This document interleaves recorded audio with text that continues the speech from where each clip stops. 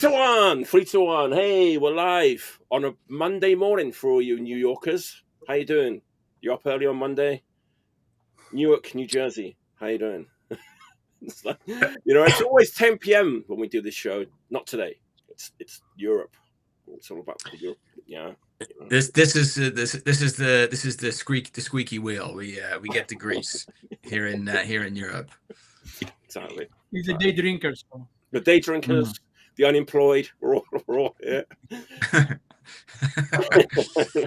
Cheers, everyone. It's going to be a good show. We've got the old classic lineup. Episode 40 was the last time we had this lineup together. We're now 90 episodes. 90 episodes ago. We should. How many hours of your life is that? A lot of hours. Not going to use the word wasted. Not. But to enhance that classic lineup, Luke's here joining us all the way from his vineyard.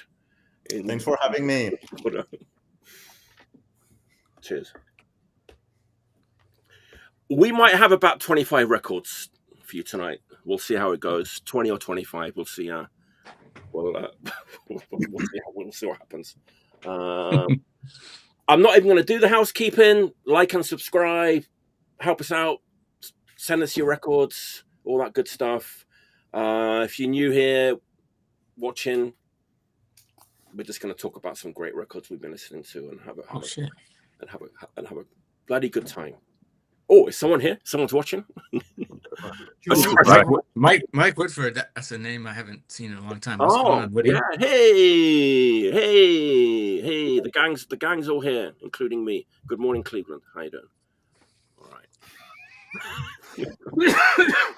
Shall we get going? Let's do it. On the road. Let's get down to the meat and potatoes of tonight's mission. A few months ago, Homefront came to Osaka, and of course it was amazing in every way. Amazing live band. All the members of the band are great. But I met Takashi. Do you guys know Takashi? Black Hole. Yeah. And it was like I was in Revenge Records, and I never met him before, and Jackie was like, "Do you know Mike?" And we'd never met, and everyone was like, well, "How come you guys never met?" So we met for the first time, hit it off straight away. He's a great guy, lovely to meet him. So I was like, "Man, I don't really have any record on like Black Hole Records, maybe the Clons LP, something like that." So I was like, I'm gonna, if ever I come across some Black Hole Records out in the wilderness here in Osaka, I'm gonna pick them up. And lo and behold, a week later, I got one. Here he is. Here it is. Oh, I have the record. The Flower Zombies from Tokyo, and their only album, Nowhere Songs, from 2017. Nice looking record. Put it on.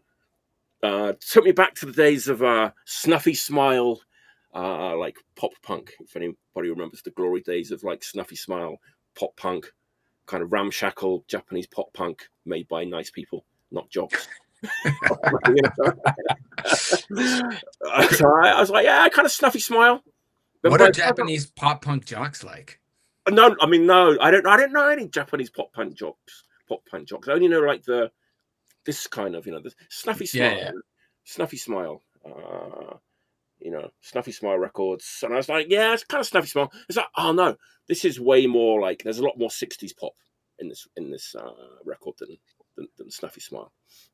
I was like, okay, 60s pop, jangly, kind of pop punk, cool. So hang on, this reminds me of another band, the Lost Balloons. I don't know if you guys know the Lost Balloons. The Lost Balloons is this Japanese guy. Let me tell you about the Lost Balloons as well as the Flower Zombies. Lost Balloons is this guy called, what's his name? Yusuke Okada, Japanese guy. And he did a band with Jeff Burke from Mark Men. Oh. Called the Lost Balloons. Cool. Yeah. Right. Oh, yeah, okay. I got it. They're real, like, that's like Yusuke's band. He's in charge of that band. So it's like real, he loves the 60s pop. So that, the Lost Balloons is real, like, 60s pop sounding, like pop punk. I was like, yeah, this kind of sounds like the Lost Balloons. Jangly 60s pop punk. good stuff. And then I was like, hang on a minute. Even like the record, the kind of sleeve kind of reminds me of something. And Yusuke Okada from Lost Balloons, he did the artwork too. So my like instincts about this band were like correct. There's the Lost Balloons connection is in full effect on this record. So I really like to look at that sleeve. It's like it reminds me of that Pig Children 12-inch or like Decry or something. But it's that red and black colorway. It does have like a kind of 60s touch about it. It's sort of like big Pantone. Yeah. Like that could also be, I mean, it's not quite as stylized to be like a Fugs record or something, but it looks like a poster that would be in 60s Mad Magazine. Like, we'll grow this oak tree out of a man's ass unless you subscribe immediately. Yeah, because like the Lost Balloons records look like this. And then I was like, okay, so that's my best way of putting it. It's like, if you like the Lost Balloons. So is it jangly, or is it like 90s pop punk, or is it that kind of jangly, real like 60s melodies? Yeah, it's a little bit. I was like, at first, like, man, maybe they should have waited another 6 months before they recorded. But I'm like, no, it's perfect as it is. It's kind of like there's some mistakes in there, on the drum and stuff. English or Japanese? Yeah. Mike. What's that? Paco. Can you hear me, Mike? I can. Okay. Is that sung in English or in Japanese? Japanese and English. The song titles are in English. It's one of those ones where there's mostly English and then some Japanese thrown in. But they're good. They have a woman singing on some of the tracks. The kind of high-pitched, kind of out-of-tune vocals, which are quite a thing in Japanese pop punk. A little bit. I'm pretty embarrassed to say that I have the record, but I have no recollection of how it sounds like. Right, and it was recorded. I love this. It was recorded at Penta, which is a studio which goes way back to the 80s. I think like Systematic Death recorded at studio. Penta studio.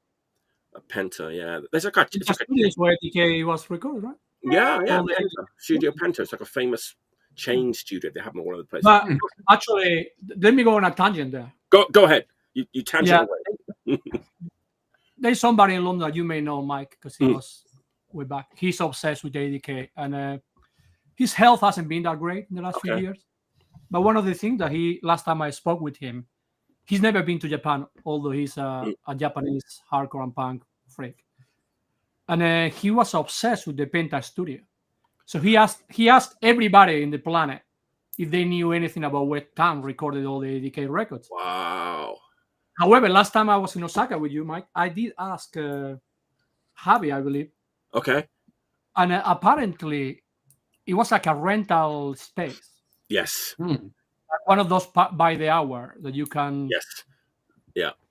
I suppose Jonah is like the audio underground of London, where if people look back, a lot of records in the early 2000s were recorded at audio underground. Yeah, it was just an hourly place where they could give you microphones and stuff, but you just got like a janky room. It was in the basement of a fire station, an old fire station. No, that was yeah, that's right. Audio Underground, though, was like it felt, in talking about studios and talking about being ready to record, it's a good question what I was going to ask when you said that. Like, should you wait to record in some senses? Some music is absolutely reliant on the fact that people aren't ready.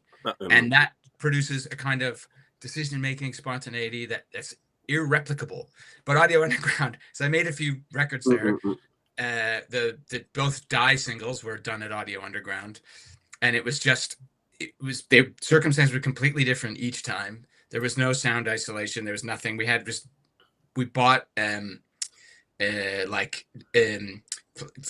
plastic down, what do you call it? Polyester filled duvets, and put them over top of the amplifier so there was no bleed.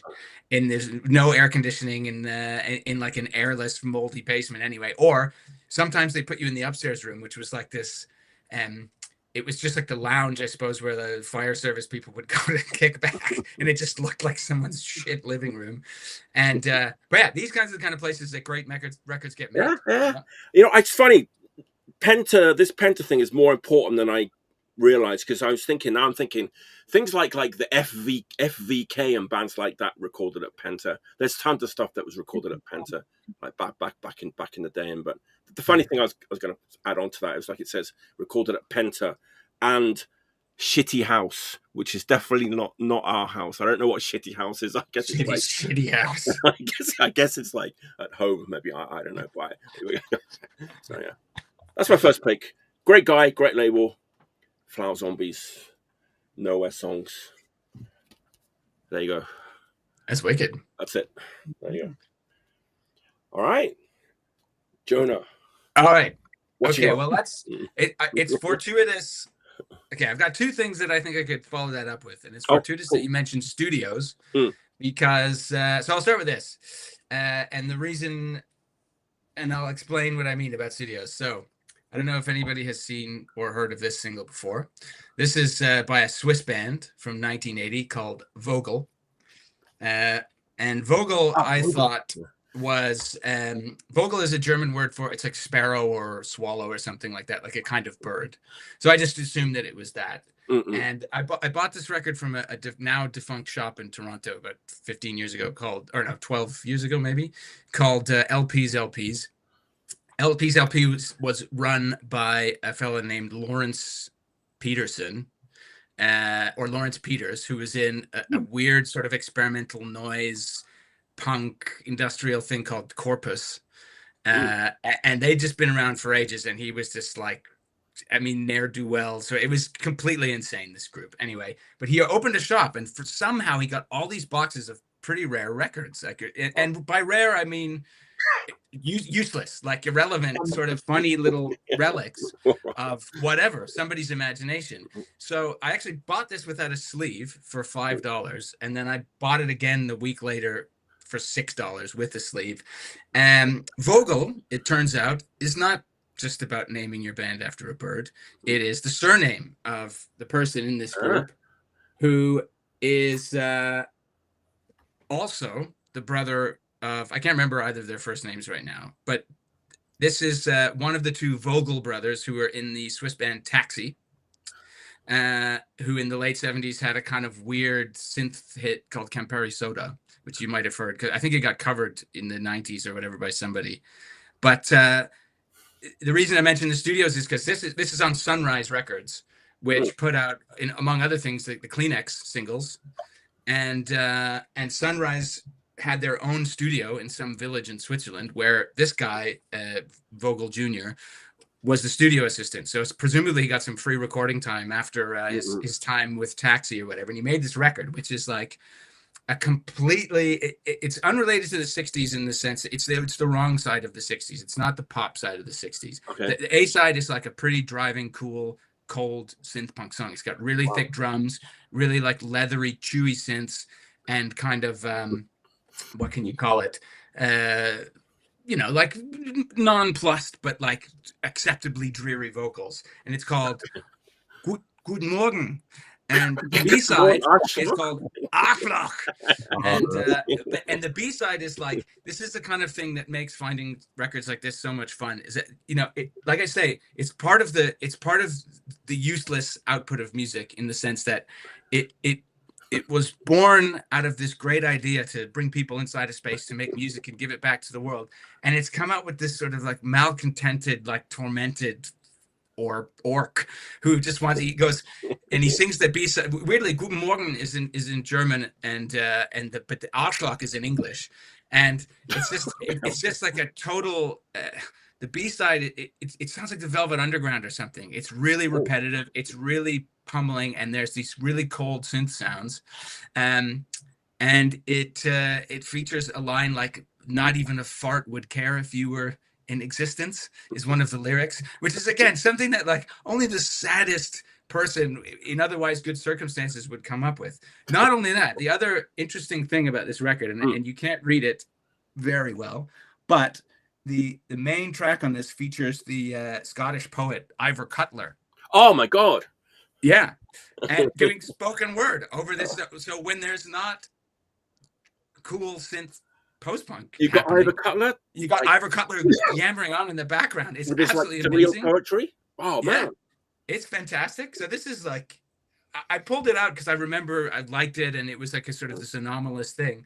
And I just did a bit of digging about it, and first of all, I forgot that Ivor Cutler was on this record, and secondly, I didn't know this connection to Sunrise Records and the recording studio, nor did I know the provenance of their studio, which is it still exists, and it's in this chalet in Kirchberg or something in Switzerland. I'm probably getting the name wrong, so forgive any Swiss natives listening to this, but yeah, this is a great dollar bin ripper, which is it's only partially a theme from some of the stuff I picked. But there you go, Vogel, 1980, Sunrise Records, brother of was in the band Taxi, brother of somebody in the Taxi, studio assistant at Sunrise, and a certified Ashloch. Good morning, assholes. Beautiful. Ivor Cutler, man. Pardon me? There's one other Vogel record. There's another Vogel record. There's another single. I recognize the logo from somewhere, but yeah, I've never heard the other single. There's one more, and this guy's been on a couple of other people's records as well as like as a performer. And theoretically, he assisted on like the Kleenex 45s. You know, he's probably coiling cables, doing something useful. But yeah, and when the Kleenex singles got really popular in the UK. I suppose that they were importing them at some point. There is a Rough Trade picked them up and put them out here. Yeah, there is a period of a few months or maybe a few weeks where the records that you'll find in the UK are Sunrise Records with the UK sleeve. So a lot of them, they're no mismatch. It's just like that's what they had before it got released in the UK. I think I've got a Kleenex on Rough Trade, and I've got the Lilliput on Rough Trade here too. So they must have. But Lilliput did Lilliput come out on Sunrise too? No, I don't think so. I can check. Go check. Paco, go have a dig in the archive, would you? Just like a little mention about Ivor Cutler, man. Like back in like 86, 87, when we'd listened to the John Peel show. We were young. And John Peel loved Ivor Cutler, right? And I didn't at the time. So oh Jesus Christ! And tonight another session from Ivor Cutler. Oh no, again, not again, please. Well, he's got an unmistakable voice, and yeah. When I was listening to it last night, picking this out, I was like, this has got to be wrong. Like this guy's from Scotland. Like this is not a German. It says the little tag on the record when I bought it says like German synth punk, and I'm like, it doesn't. There's a German word, but it could be somebody from Glasgow or Aberdeen or anywhere who's just like, let's just pretend to be German and maybe it'll sell more records. But no, it's just they somehow. I don't remember what the connection to Ivor Cutler is. In fact, I'm not sure at all. But there you go. Yeah. Other than just being a patron of the arts. So there you have it. Beautiful. All right, Luke, what's your first pick? So my first pick is a new release. Warning: French music content. Oh yes. Okay. So this is Lulu. Nice. So being a French band, you'd expect it to be pronounced Lulu. Lulu. The sound is very French. Nobody can pronounce it right besides French people. But they make a point in the first song that it has to be pronounced Lulu. Lulu. I guess this is a nickname of the singer who's called Luc, like me. And he's the main composer. So this is self-described as power pop. And it's power pop, but a little bit more than that. There's a wide array of influences from 70s rock, 60s Motown girl bands, maybe a little bit. And you can tell the guitar players listen to a little bit of Thin Lizzy, maybe Sheer Mike too. It's more Sheer Mike than Thin Lizzy, really. But it's really good record. This is the limited edition with a craft paper bag. It has a couple of extra posters. Anyway, this is really catchy. It's a pretty divisive record too. Among my circle of friends, a lot of people love it, some don't. but I would say it's a perfect summer record. It's sung in French for the most part, except a couple of songs are in Italian. It's like 10 songs, I think. 3 of them in Italian, the rest is in French. And one of the guitar player used to be in this other French power pop band called Poggy et les Kéfars. And the funny thing is, Poggy was the drummer in this band. So Paco, probably know her because she is now the drummer in. There you go. What is your French connection? The French connection. There you go. Where are they from?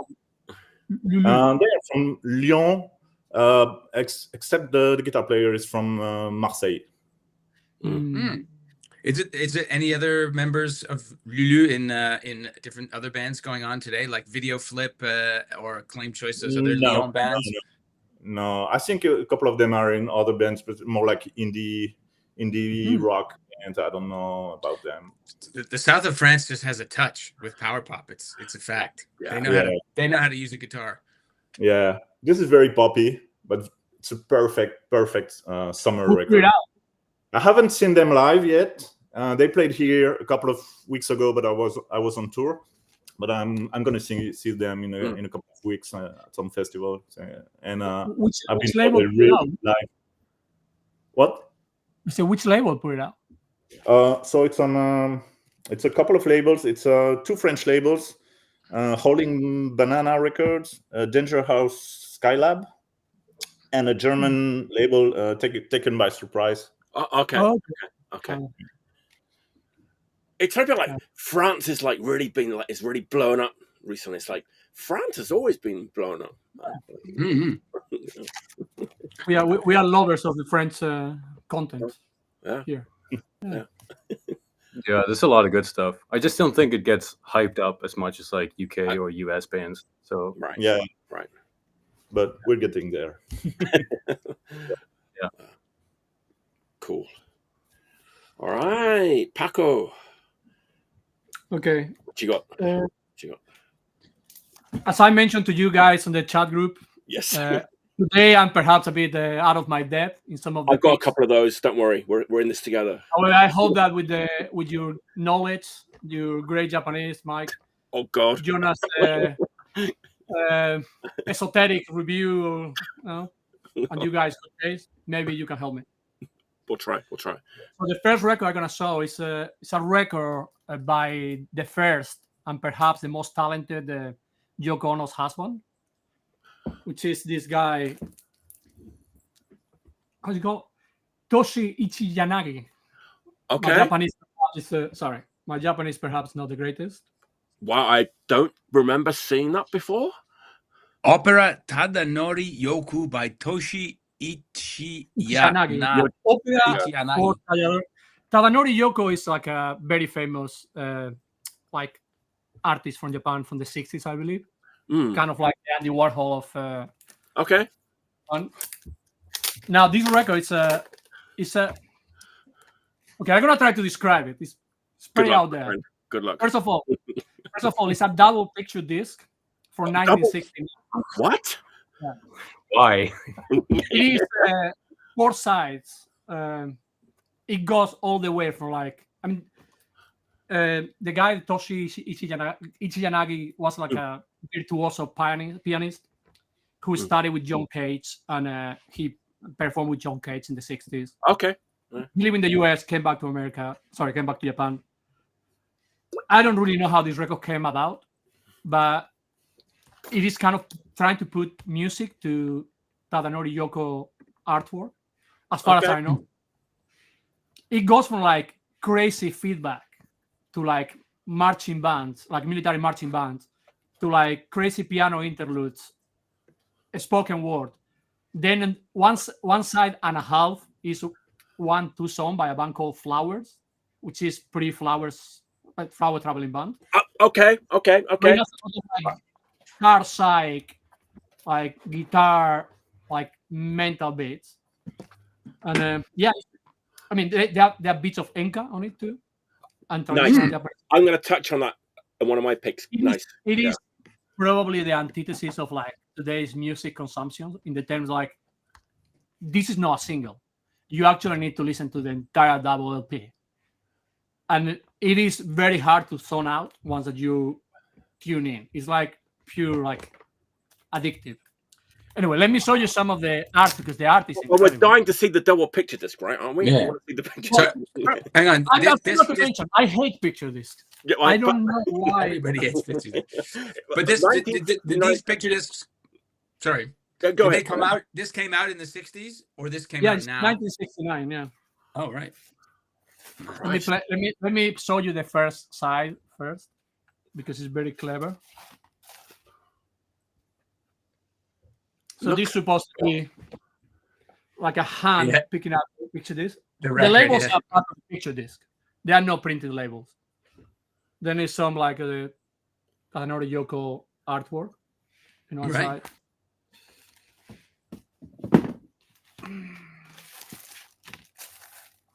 Then there's another beautiful side. And then this, again, it's all art by Tadanori Yoko. It's a pretty good picture disc. That's yeah. Yeah, it's one of the better ones. I mean, inside there is a lot of. This is the front, obviously. This is one of his most famous pieces, I think. Tadanori Yoko. And then we have a lot of. Oh my god! I suppose they are cards, but you're supposed to cut them and play cards with them, I suppose. And some cool-looking dudes. Some of them, I suppose, are the flowers, the top guys. Yeah. That's the type of. Sorry, can we show boobs on the show? We're 26 minutes in. I think we're okay. That's all like. As long as they're not your own boobs, I think we'll be fine. But anyway, it's just like a very, very strange record. I mean, it's definitely I'm gonna try not to use this word a lot today, but it's definitely an avant-garde record. Okay. 100%. All right. Where's Clint Chapman, Paco? Clint Chapman is in Australia, man. It's in Australia, yeah. I lost my train of thought. Avant-garde. Yeah, it's definitely an avant-garde record, but it makes you wonder, like, what drove a record label? It's a label called The End, which I suppose is a subsidiary of some label. I drove them to, in 1969, release this record. It's just, I will pay money to see the board of directors of this company trying to decide on, like, yeah, that's what we're going to do. Can you get the squeal feedback at the beginning higher? Like, yeah. And yeah, I mean, amazing. Strong start. That's a strong start. Yeah. But I actually got something kind of similar to that for my next pick. I'm going to change my order up. Maybe it'll tie. I've been obsessed with the record for a while. It took me forever to find it. Okay. I only found it on my last. December, the last time you were here, that time. Okay. But I mean, obviously, I read about it on the first time on Jap Rock Sampler. I was going to ask you, was that record in that book? It is mentioned there, but really, the place where really got me looking for it is that other book. I think it's called Origin of Noisy or something like that. Okay. In Public Bath is the second road to Damascus. The history of David Hopkins wrote it. Rest in peace. He's a friend. He passed away. Because the entire book start trying to explain how the Japanese mind is so well prepared for difficult sound, from the avant-garde, for noise. It's obviously a book talking about the first Heijo Kaidan LP. So yeah, it gets like really deep into like all these very early connections, like the listening clubs, like all these people doing theater, the J.I. Caesar, all the like early avant-garde Japanese, and how that inspired all the people who end up being in Heijo Kaidan. Right. Everyone you can imagine, from Incapacitants to Gisen to everyone. Right. Yeah. Very good book. You should check it out. Yeah. What's the book called again? You don't have it here. Okay. David Hopkins wrote it. He did Public Bath Records. He lived here in Nara for many years. There it is. Rumors of Noise. All right, cool. He did a book on like Mikami Kan and stuff. He's done some other books about like Japanese free he did jazz. This one, and he did another one called Daitsoru, I think. Like the origin of the independent music in Japan. Yeah. Doikiri, like the Doikiri album. And Japanese free jazz book too. Yeah, they touch into this record too in that book. Nice. That's nice. Anyway, I want to listen to it. I want to. Yeah. It's on YouTube. The entire thing. It's never been reissued though. Okay. Only on CD, like on a four CD box set, like 10, 12 years ago. All right. Like that. Strong pick. Huge, massive. All right, beautiful. All right, Ville. The pressure's on. I was, I know, as always. Yeah, as always. I was have connection. I kind of feel like the heat wave is starting to affect the connection here. So. All right. So my first pick is this one. I don't know if any of you heard it before. It's called Yone Takamaki Trio, and the record's called Universal Mind. Don't know it. Never. It's a free jazz record from 1982, a Finnish guy, and Yone Takamaki just recently passed away. So I've been listening to his stuff a lot. He was fighting cancer for a while and then just got sick and went quickly. Anyway, rest in peace. So, but this, I don't think Finland in the 80s was known for like spiritual jazz stuff at all. But this is like one of my favorite spiritual jazz records. And I kind of feel like that label is put on a lot of jazz records these days to sell stuff. And but this record actually sounds like it's like spiritual music and they're channeling something instead of just like, faking it or just trying to sell records. And it just like reminds you of some of that ECM record stuff. A lot of like calm sounds and slow building and stuff like that. And it's just a really good record. And well, I guess you could call it avant-garde, but like Paco said, that's in a lot of places now. So I would say it's like a spiritual jazz record. Okay. And this guy is Yone Takamaki is the big brother of Sam Yaffa from Hanoi Rocks. Oh right. Okay. So deep that's connection.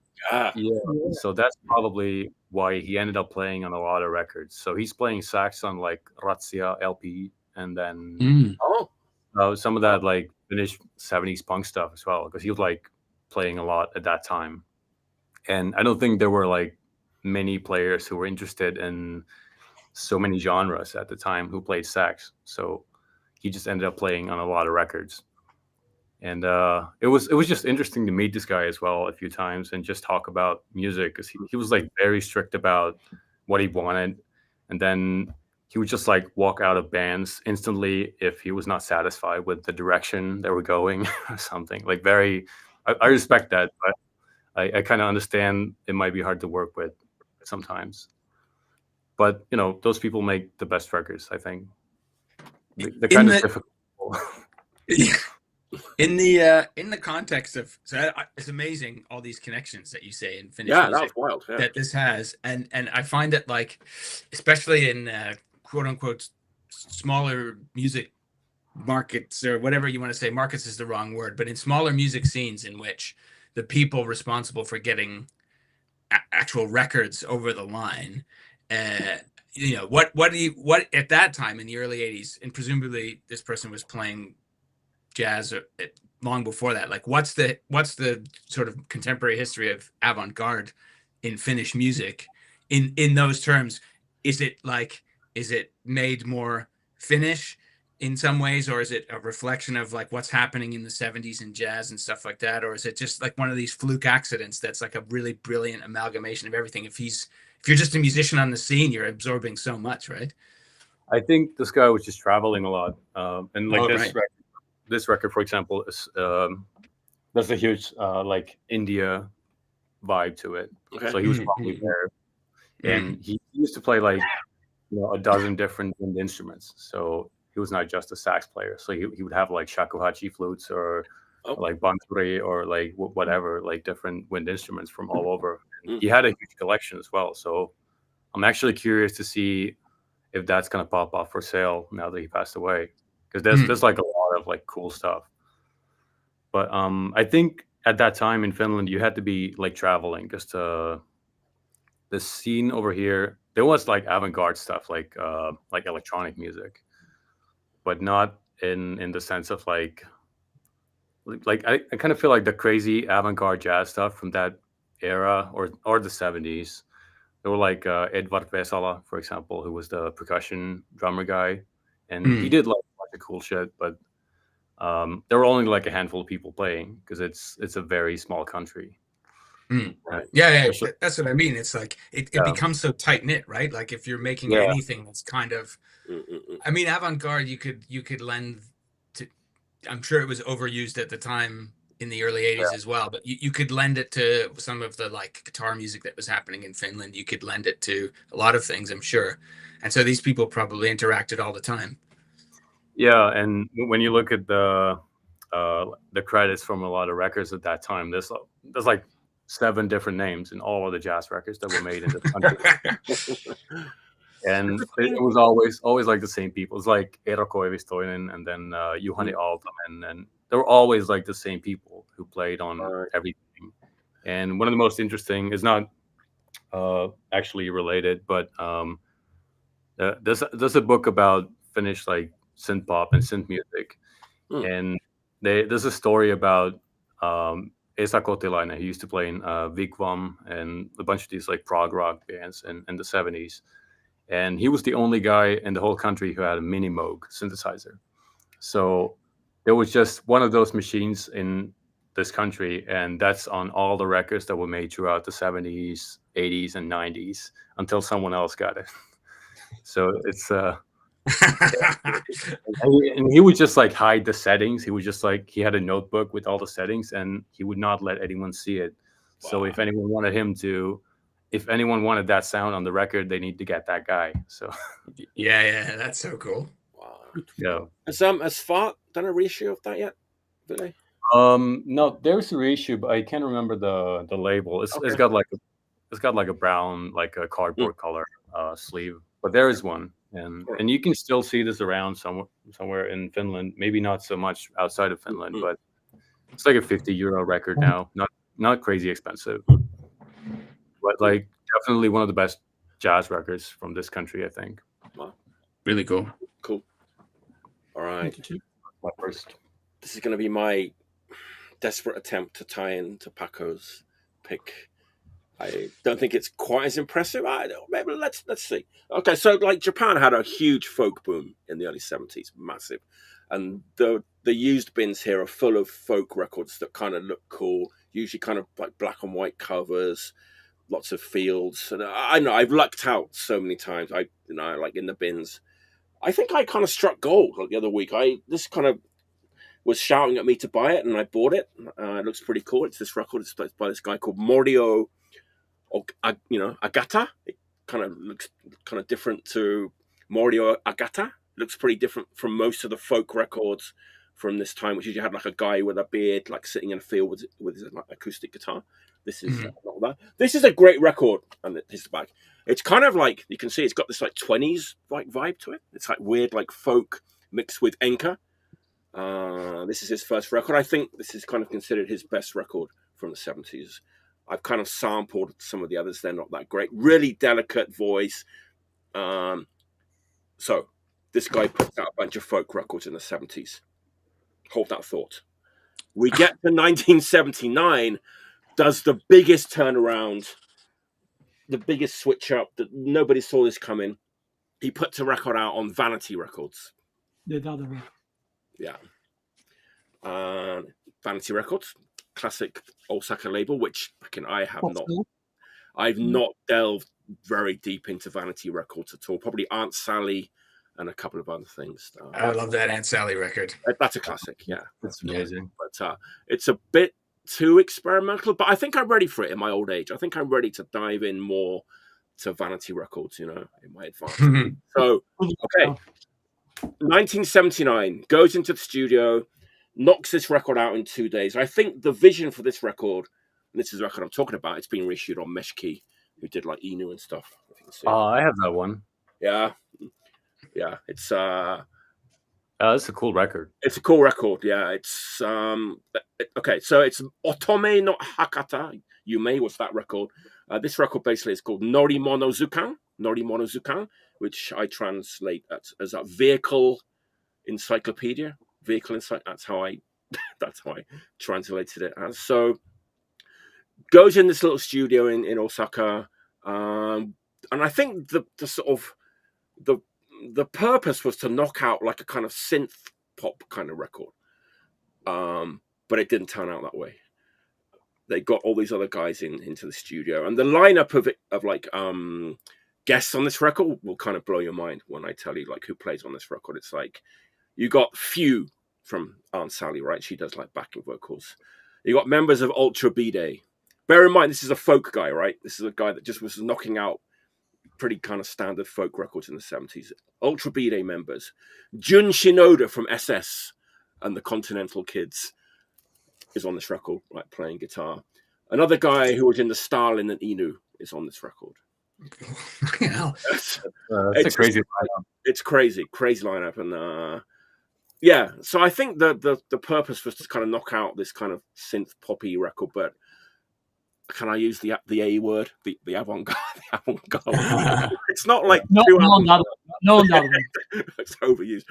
I mean, yeah, I saw this really good description of it, calling it tin plate rock and roll. Tin plate rock and roll. I couldn't find any information about this record in English, so I found some good information in Japanese about this record, how it was like it came to be and stuff, and it just kind of veered off. They knocked it out in 2 days. I mean, it just sounds like it was recorded in a bedroom. They kind of rework Joy Division's She's Lost Control in this song called Submarine, which I didn't realize until the third listen that was what it was. It's a great aeroplane song there. Yeah. That is the first Vanity record I ever bought. Oh wow! Without knowing it, I found it in Tokyo one day, and it looked cool. I was like, "Oh, what is this?" Cool. Yeah, it's like. But Mike, tapping in what you said about the lineup on that record, I may have the timeline slightly wrong, but a magazine before doing the label, right? A magazine. The guy he was working with like Yellow Magic Orchestra and stuff. He's credited for inventing the word synth pop, right? Yes. Yeah. So I imagine that on the magazine there is a lot of flexi discs of like There's a Morio Agata flexi disc too. Yeah. I think that is how he had the connection with all that other world, because I can't remember the name of the magazine. Rock or that's it. pop Yeah, something. that's it. Yeah. Rock, something. Yeah. And, I think it's prior he started the label. Yeah. The first release on that label is one of my all-time favorite records. Wow. So the original was like 300. It got reissued again in the 80s on a label called Chop. Yeah. And then this is the third reissue on Meshki. This is obviously the easiest one to get. This came out 2022. But yeah, you fancy that's amazing. So it's wrong. It's like wrong synth pop. It's wrong kind of. It's really like DIY. Wrong. It's Tim Pan rock and roll, man. It's Tim Pan rock and roll. Is it consonant or is it dissonant? That's the $1 million question. That's the 1 yen question. I feel like there's, you know what? I was thinking like, okay, so there's always a thing where it's like new wave, like post-punk curveball classic. I don't think this is really a post-punk record. I think it's what I read about it in Japanese. But like, okay, for me, because I've been listening to this record, there's still a bit of that in this record. Like his very like vulnerable, like fragile voice is, on this record too. There's some quiet moments on it too, on side 2. But yeah, it's actually, I remember picking up that record in Tokyo, and a friend recommended it to me because we were talking about like Japanese synth music, and he said like if you wanna start with Japanese synth pop, this is the record to get. Like that's the starting point. Really? Which was kind of weird, but like This is kind of where you finish, I want to say, not start. I don't know. Yeah, I mean, it was not like there's more like easy access music in Japanese synth. Some people said that like this is like the most accessible record on Vanity Records, like the most tuneful, the most popular record. But I don't know because I'm not. I mean, there's moments definitely that are kind of accessible. Yeah. I suppose in the world of Vanity, moments of accessibility. Moments. It's like opening the door to a really dark room, and you're like, I'm pretty sure I can. It's like a chair over there, maybe. Yeah. Right. It's a great record. I just going through the guests. There's more guests that I haven't even mentioned actually, but those are the main ones that will appeal to the punk. And those people that you mentioned, they're part of the core group that performed on that record, or is it? So the one I was going to mention actually is Mukai Chie, who's like a legendary figure from like experimental music in Japan, and like I used to put her on. I used to do this like little event every month with like experimental music and like all sorts of stuff called 91,000 Eyes, and I had her play a couple of times, but I didn't know about like her history from like the 70s and stuff until later. But she's still doing like music and dance and improvisational music now. None of it recorded, but very cool. Yeah, cool. It's great. I love Timpan rock and roll. That's great choice. More of that. More Timpan rock and roll. Well, I think I can keep the momentum going somewhat. All right. From Paco, Ville, and yourself. So the next thing I wanted to talk about is this Clube da Esquina by Milton Nascimento.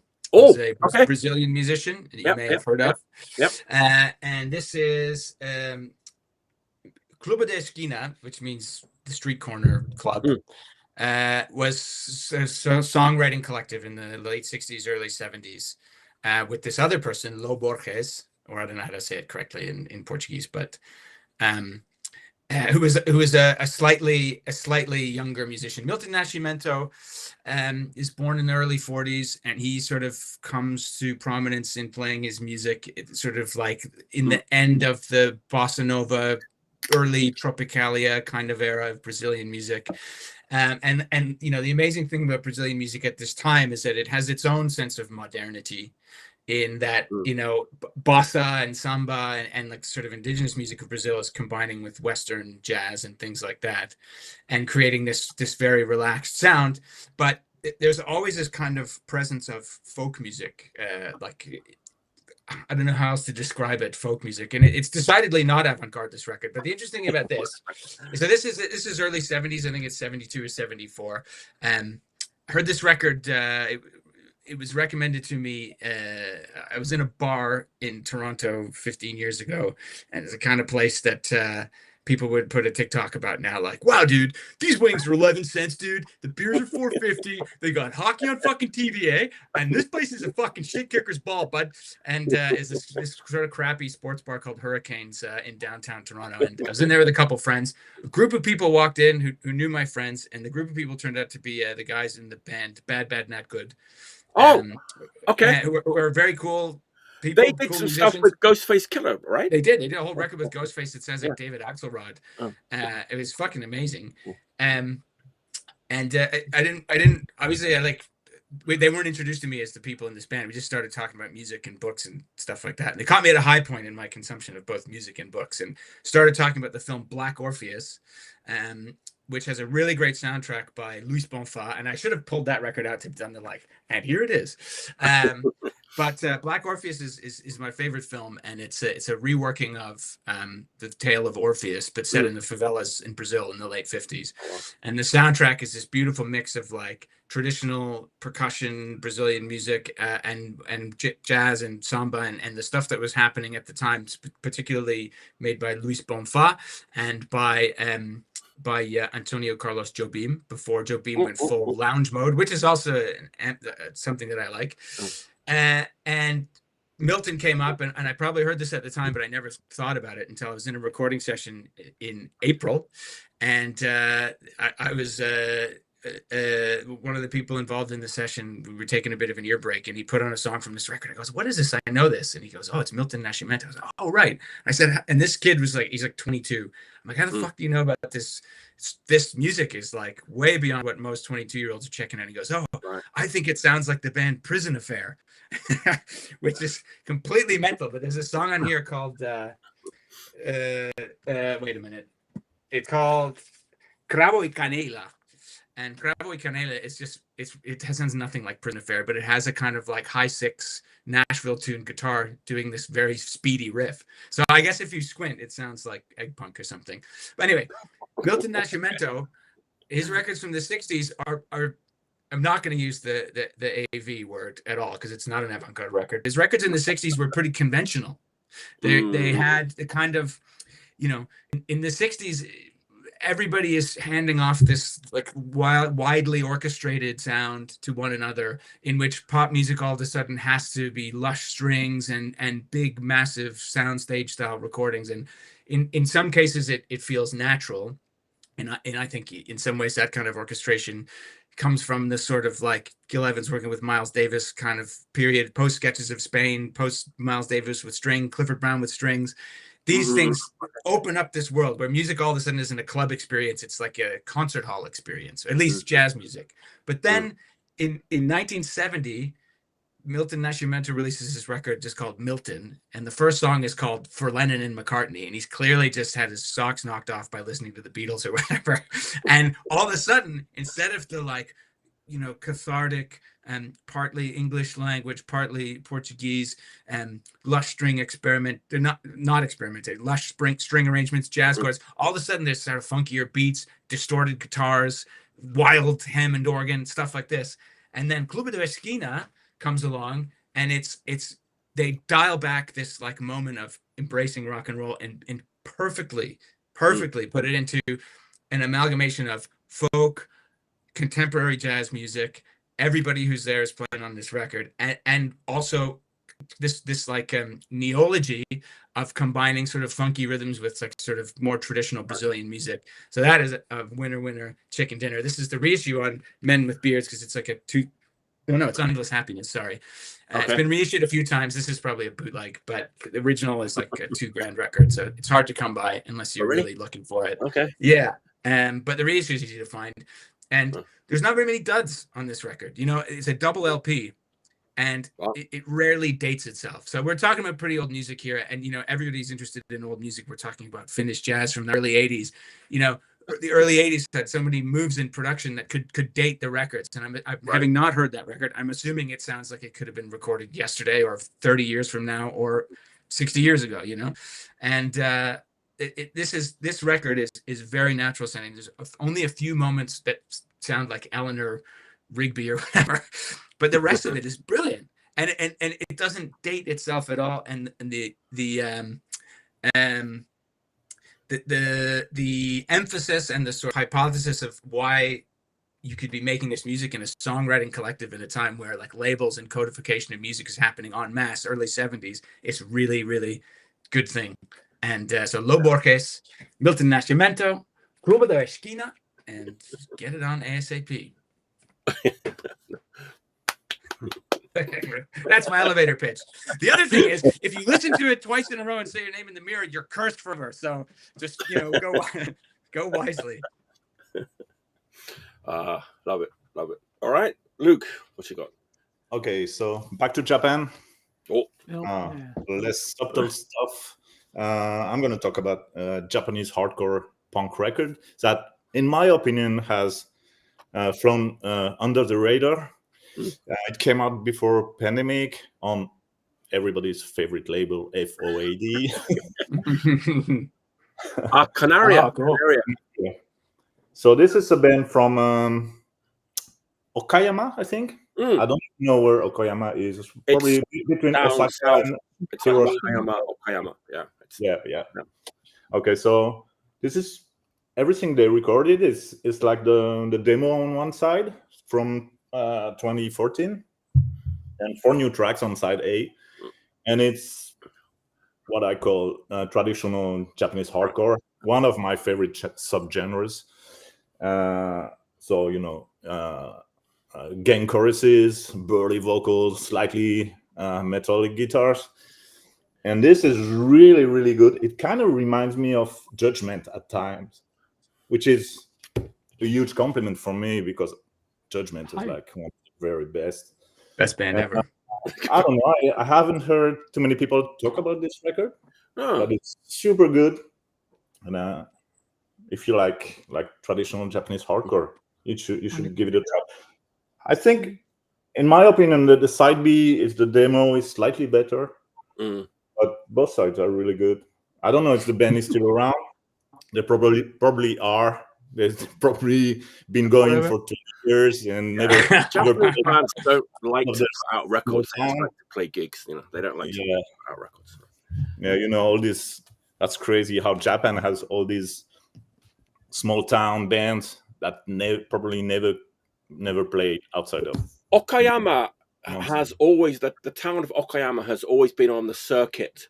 There's a live house called Pepperland. So it's always been on the right. It's always been on the circuit when bands tour Japan.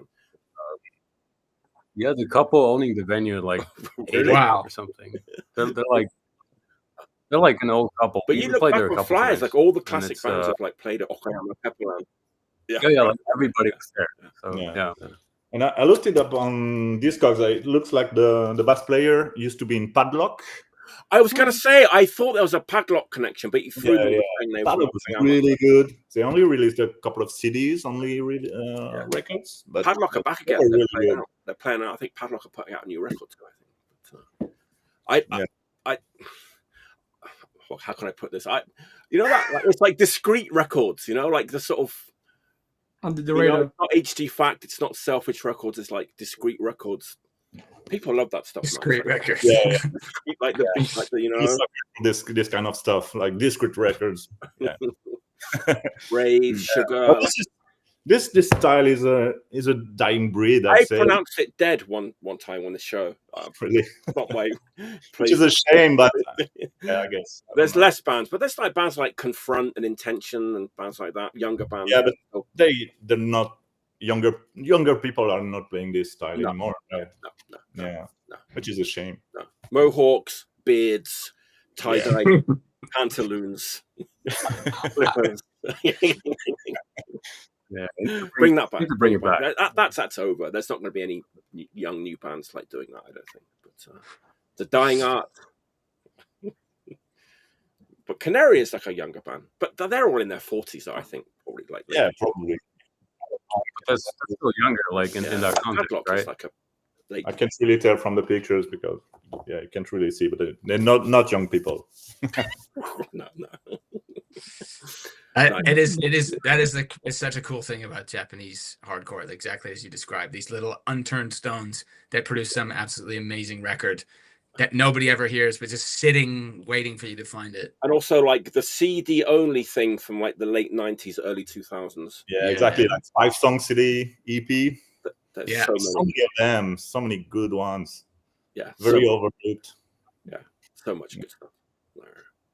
Yeah. Very cheap as well if you find it. Like it's kind of easy to get. So that's kind of annoying with records these days. With Discogs ruining the pricing, it's like everything's like forgotten gems or whatever bullshit, and it's super expensive. Like, CDs is the way to truly forget. The real forgotten, because nobody cares about formatting. My CDs are back, baby. Everybody's back paying 50 cents for the Canaria 4th song demo and the Yoshi CD or whatever. That's a good one. That's a deep cut. That's a good EP. Yeah, it's a good Many years ago, Christmas, I played with this band called 902 in from Hamamatsu. Toihachi. That's like They sounded like Tetsuare, and they had mohawks like Ishiya in the 80s. They were absolutely amazing. But I can't find a thing about them, and I'm sure their music is insane. If I could ever hear it again, I probably wouldn't be disappointed, but I never want to hear it again because the memory is like that is the ultimate obscurity, is a band you see once and never hear again. And you're like, it's the greatest thing I've ever seen. Never has to. The boys, they don't care about putting out records. They just want to play shows, do some wrestling or whatever they do. All right, Paco, what's? Sorry, I think it's like cool in Japan that they have very strict rules about putting out records, and they want it to be like super good. So maybe that's like part of the reason why the quality is like very high.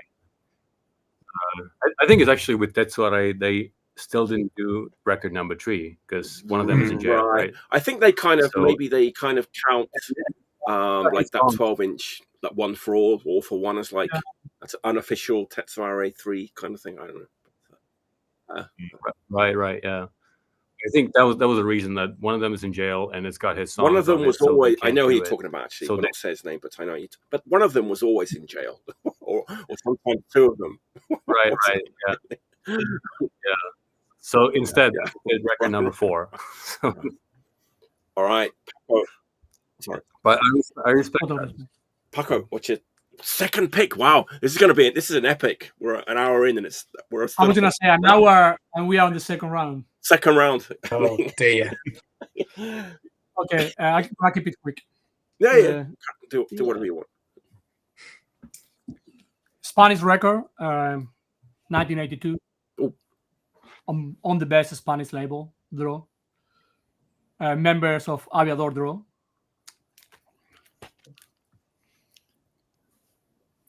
What the fuck is that? I was gonna pick that. I'm glad I didn't. So it's La Marca de Anubis. The band is called Los Iniciados. It's the number 12 of the Draw discography. The Draw discography up to number 20 is literally untouchable. Like every record is killer. But this is like it is a synth record. It's like I'm not gonna say AV, but I could say it too. Originally, it was a band that much like the Residents kept their identity secret.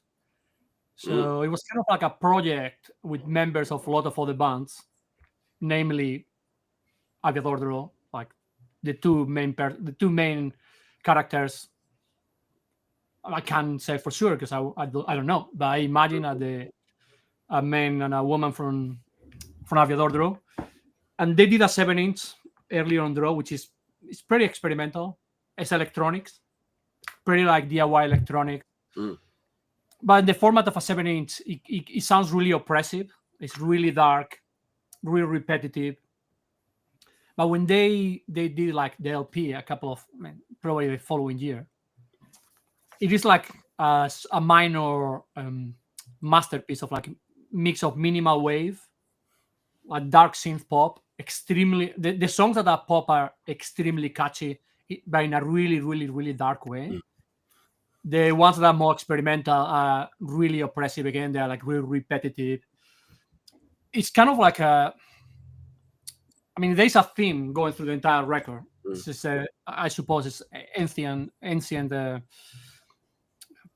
cultures. I imagine it's a lot of songs about the Nile, the river, about like pyramids, and it's all like very obscure and really, really catchy in like a no happy way, but you can't stop listening to it. And that's about it. I don't. That's all I have to say. That's cool.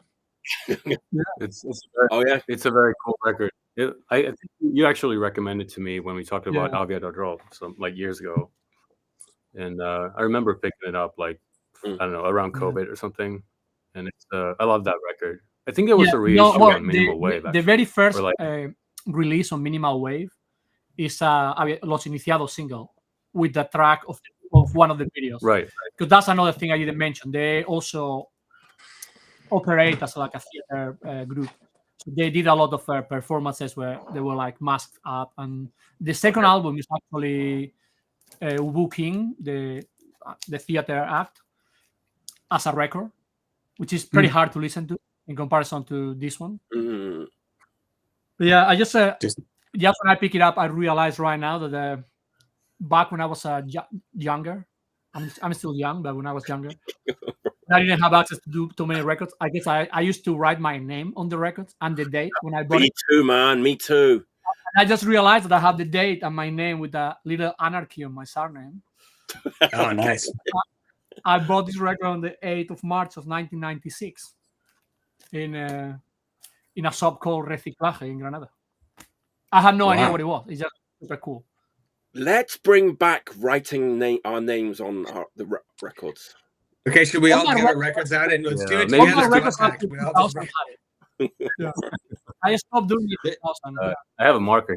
There's not a lot of bands that doubled as a theater troupe, is there? There's like the only other one I can think of is Orgasm of Nostradamus from Siberia. Have you heard of that band? They were this really weird band. They called themselves amoral punk.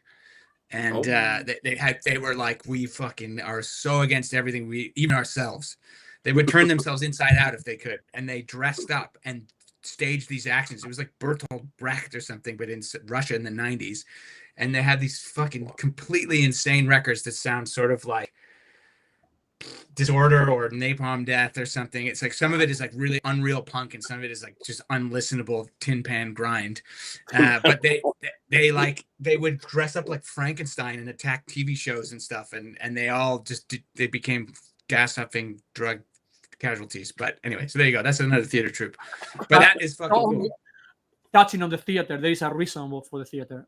The parents of Servando Carvalar, who is one of the people who started Draw Record and who was in Aviador Draw, his parents ran a theater company, an independent theater company. He always traveled with them and helped them. And I suppose I think Marta Cervera is called her name. I think it's Cervera. His wife, which is in theory one of the other half or one of the other members of Los Iniciados, they live together. So I guess that they must have got involved with the theater at that point. Cool. Wow. I've never seen any of the plays, but there is some videos that they made at the time. You can see them. They were made for national television, so you can see them online. It's definitely like a theater podcast going on right now somewhere where there's people are talking about the plays of they're like, yeah, they have a band. I've never heard any of their records. Yeah, fucking, I'm not really into music. Yeah, I can't remember if the Minimal Wave release had like screenshots of that. Yeah, it has screenshot of the video. Like the actual yeah. Yeah. I was very surprised when I saw that record coming out, and it made me so happy. And then it became one of my favorite labels for many years. Yeah, I've been like obsessively collecting all that stuff as well. Because there's a lot of good shit. All right, really? What's your second pick? What do you say? All right, my second pick is this LP. Yeah, Estonian punk, right? JMKE. Estonian punk from 1980. Fucking cool. JMKE is the band, and it's got a sticker that says the first real punk album out of USSR. So I don't know if that's true, but like definitely one of the early ones that made it to Western countries. And it's a label from Helsinki who put it out. It's called Stupido. Still have a record store Stupido like not Twins, far from my place actually. Sorry. Yeah. Stupido Twins, that's it. Yeah. And that's their first release actually. So 1989, still going. It's not as like underground punk maybe anymore. So they got some more mainstream bands playing festivals. They have like a booking agency as well.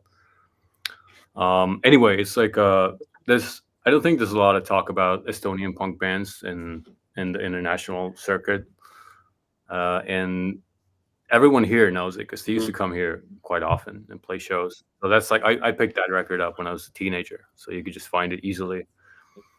And it's 1989 and it's in the Baltics, so a lot of the lyrics and the whole vibe of the record is just like countries trying to break free from the Soviet Union. So a lot of the lyrics reflect that as well, which is kind of cool and interesting. And there was actually this it was called the Singing Revolution in the Baltics, which was basically like a series of protests with a lot of songs and like singing events until they finally broke free. So it's very like historically interesting record as well. Like music wise, it's kind of like Dead Kennedys meets what's the yellow cover Cholera LP? Bella Paz, right? Yeah, that's it. So it's kind of like mixing that with Dead Kennedys. It's kind of got like this twangy Stratocaster guitar sound, and then not too like it. The vocals are kind of clear as well. I mean, it's like shouted, but not like super distorted growling or anything.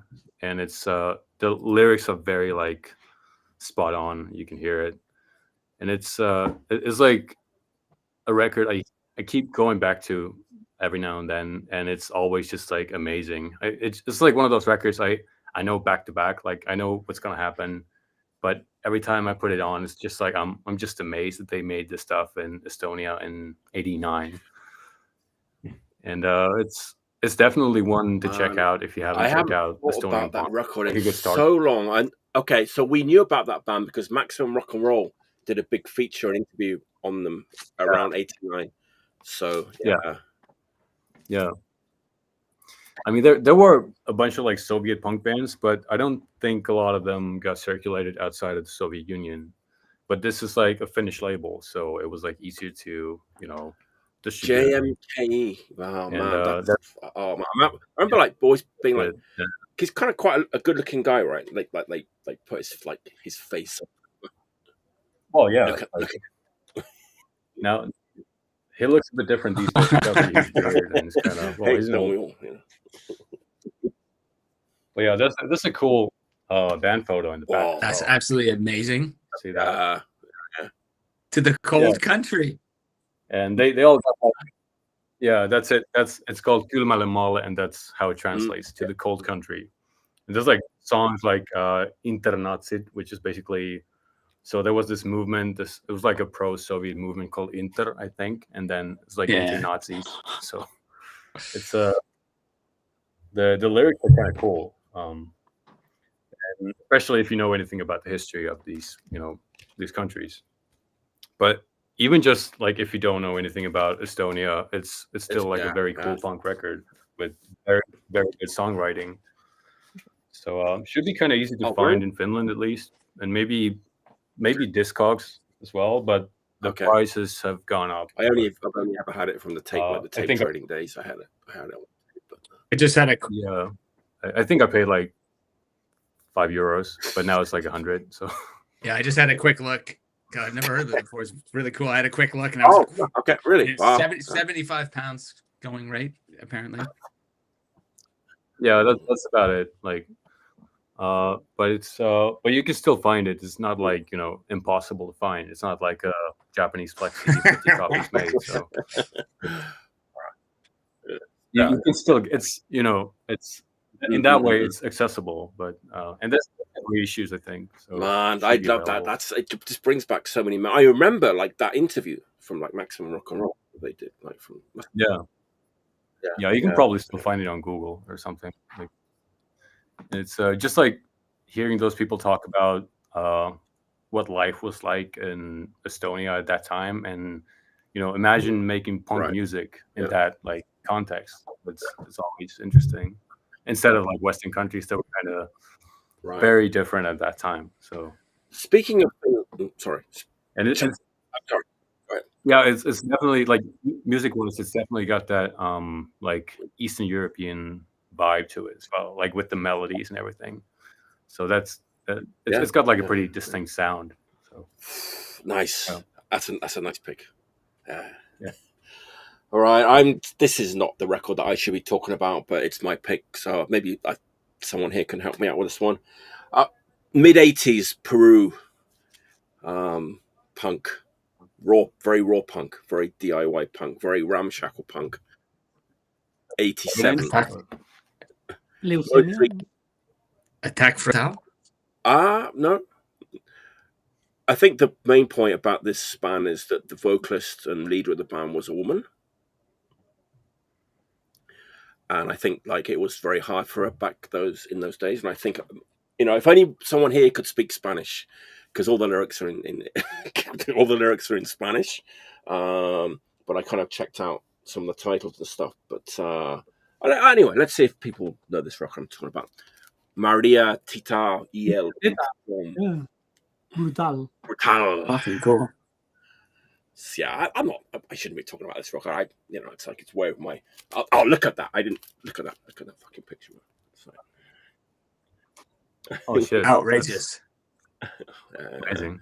So again, I don't really know anything about this band, but I think she got a lot of shit back in the day. I think a lot of the lyrics like lampooning, like stereotypical like figures in like Peruvian society, like and women and stuff, and like nobody was really doing that back then. And I think a lot of men like didn't like her, and she kind of left the scene and moved to Germany. Like she passed away in 2014 in Germany without any clue about what was going on in the punk scene. But man, yeah, just like they recorded some songs in like 87. It's super primitive.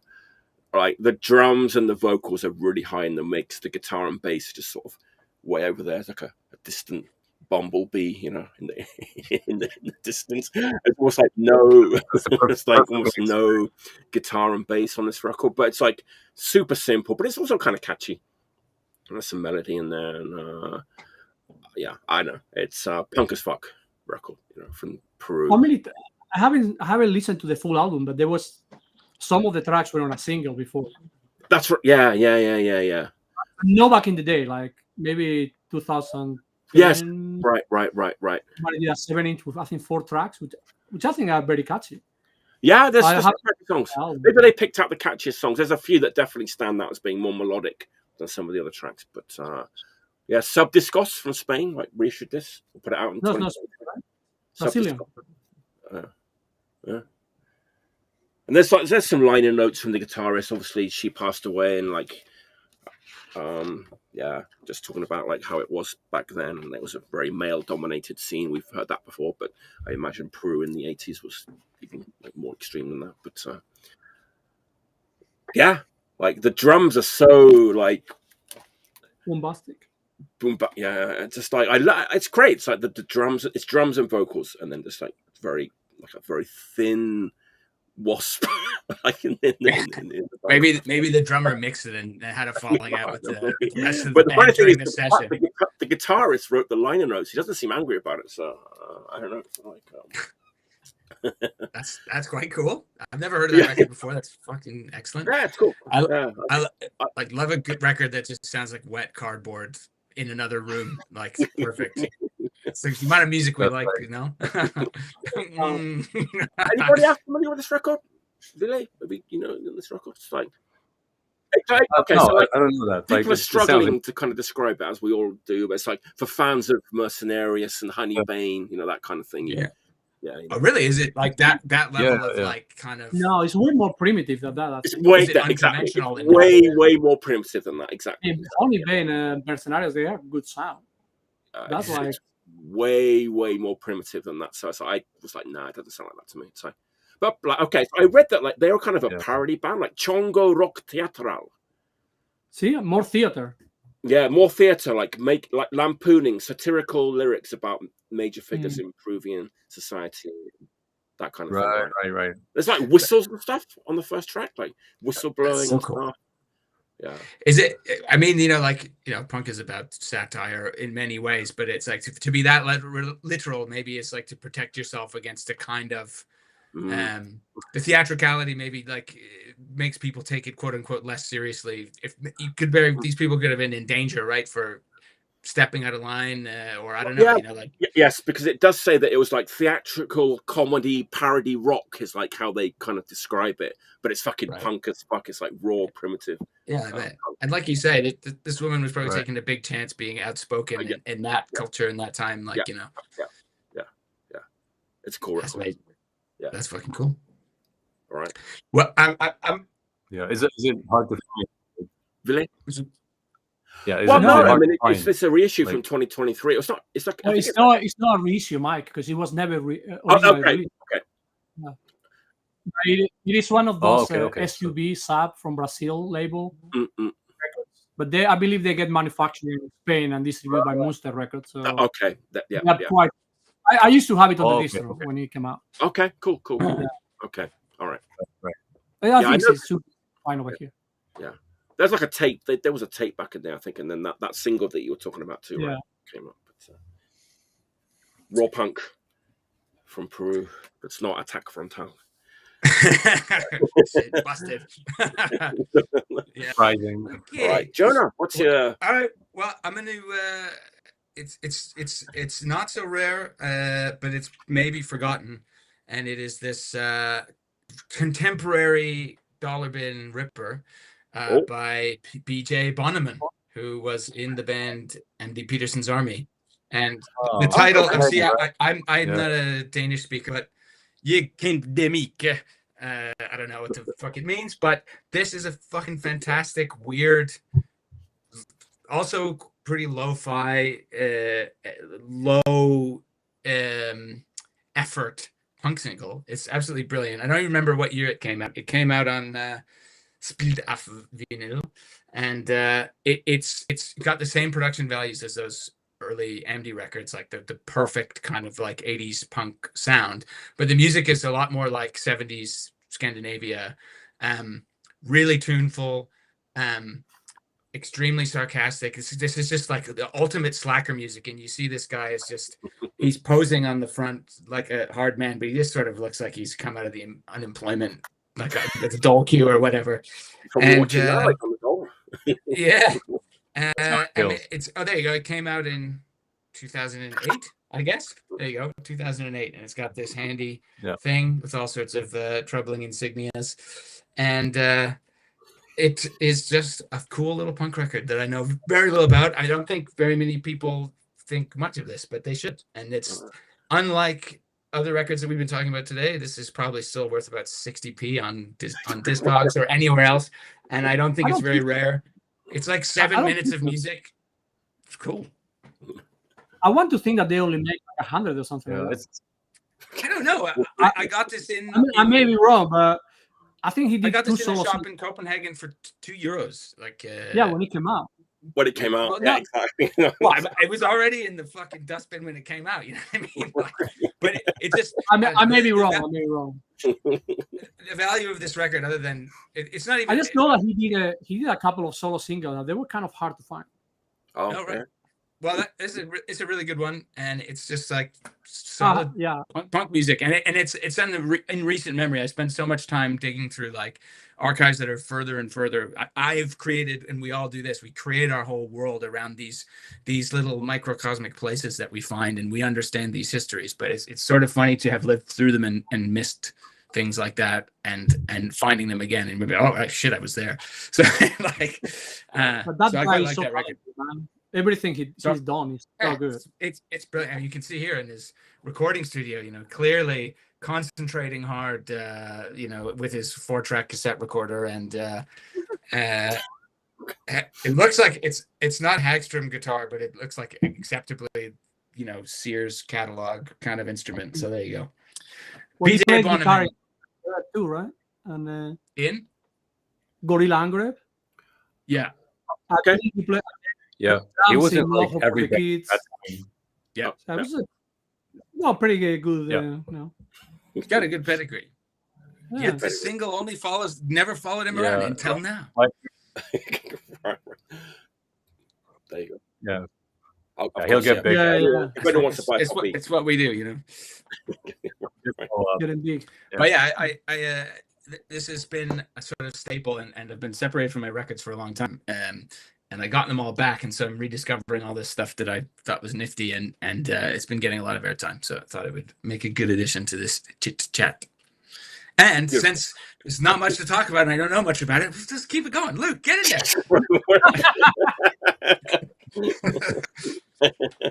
All right, Luke. What's your next dollar bin ripper? What you got? Let me put on my old man glasses. Oh. Have you heard of this band? The Orchids? The Torches. Oh, the Orchids, yeah. The Orchids. Yeah, this is not my pick. Okay. This is a band from LA, 1980. And this was their only record, which was, the band was put on by the Runaways manager, Kim Foley. Okay. when the Runaways broke up, and he was trying to, I guess, create a second version of the Runaways. And actually, one of the girls, I don't know, probably her, she was the late Laurie McAllister. She was a late bassist for the Runaways. I don't think she recorded anything with them. But this record, I bought this for the cover alone, because look at this outfits. They look great. It's like looking in a mirror, right, Luke? I'm a sucker for this kind of older band from this era. And I posted it on Instagram a while ago.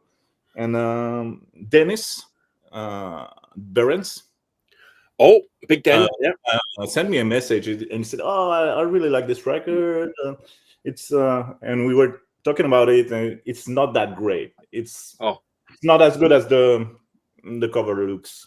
Okay. It's quite slick, very radio friendly, pop rock / new wave, but it's not that great." And then Dennis mentioned that they had a 7-inch before that, and it was much better, punkier, and I should check it out. And I found a guy in France selling it for cheap, so I got this. This is my pick. This is the first 7-inch. It never came with a picture sleeve. This is a promo 7-inch released on Kim Foley's label to get them signed to a major label. The LP came out on MCA, and this is much punkier. It's punk / new wave from 79, and if you like the Go-Go's and stuff like that, early Go-Go's, you should check it out. It's pretty good.